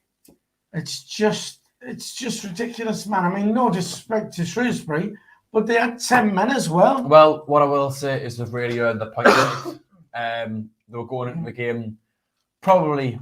We were probably the favourites going into the game. Shrewsbury 1-0 down and a man down at half time, and they did well. Right. Well, what's the difference then? Was this game won at half time in the dressing room? Has Cottrell gone in there and said, "This is what we're going to do. We're down to 10 men. This is what we need to do," and he's done it. Whereas Lee Johnson has gone in there with his hands in his pockets. Not necessarily, because I don't think Shrewsbury's overall second-half performance is brilliant. Hang on, I'm on the verge of not going to Emma's wedding this Saturday. If you're going to say still a point is better than none, well, I wouldn't be going either. No, put my suit back in the wardrobe. Yeah, come to Cambridge and say, actually. Oh yes, Probably I'm going to the wedding. Yeah, can I come? Do you want to go? Shit. Better than going to Cambridge. Yeah, I suppose so. And the bridesmaids will be there. Oh well, can I say the 10 or so Shrewsbury fans in the stand behind the goal are going mental, waving their flags. We're only joking. Good point for them, in it. It is. I mean, they're in the relegation zone.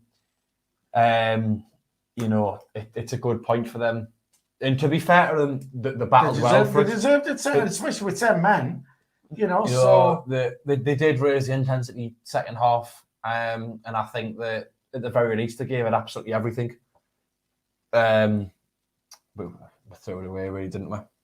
Well, we did. Just trying to get the Wigan. So Wigan finished 2-2, Cambridge 2, Wigan 2. So to be fair, I mean, Wigan would have expected to go to Cambridge and get a win there. They only got a point. I'm trying to gloss over it. That's all. I've just had a message from a mag saying I need to stop putting news on my acca. It's Shrewsbury Town, Howe. Which is wonderful, isn't it, really? Oh, there you go.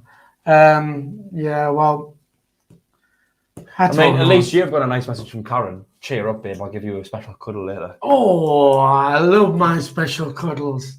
Thanks, babe. Can I have one, Karen? Hang on, no, let me just, where are we at here? Because I just was, oh, here we go. Hang on. I'll just do this. You keep talking there.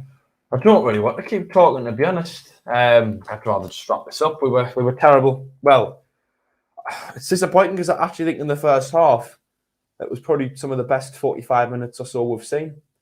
For at least, for probably over a month at the very least. But I mean, we've went aside in the relegation zone and after winning on Saturday and throwing away a 1-0 lead against a side that's got 10 men. We're going to wrap it up here, Phil. Yeah. And the pain and suffering. Depressing, absolutely depressing, and just not good enough. I mean, I try to defend Lee Johnson as much as I can. I do, think that people wanting him out after that, after losing a few games. But, if we want to get promoted out of this league, we need to be going to Shrewsbury Town and winning, not drawing. It's not a fixture you can afford to just take a point from. Especially when they're down to 10 men as well. Right, well, it's depressing. It's all doom and gloom. Please, before you go, give us a like. Just hit the thumbs up if you would. 2 people on there already don't like me. They won't be for you, Jack, because you're friends with all of them anyway. And don't forget to subscribe as well. It's free to. What are you shooting at? Nothing. It's free to subscribe. So like and subscribe before we go. Jack, it's been a horrible night. Do you want to say bye? We'll go and get some supper. Yeah, bye. Let's go and get a fish that we're off, Cameron. Right, see you later. Bye-bye. Bye-bye. Bye-bye. Bye.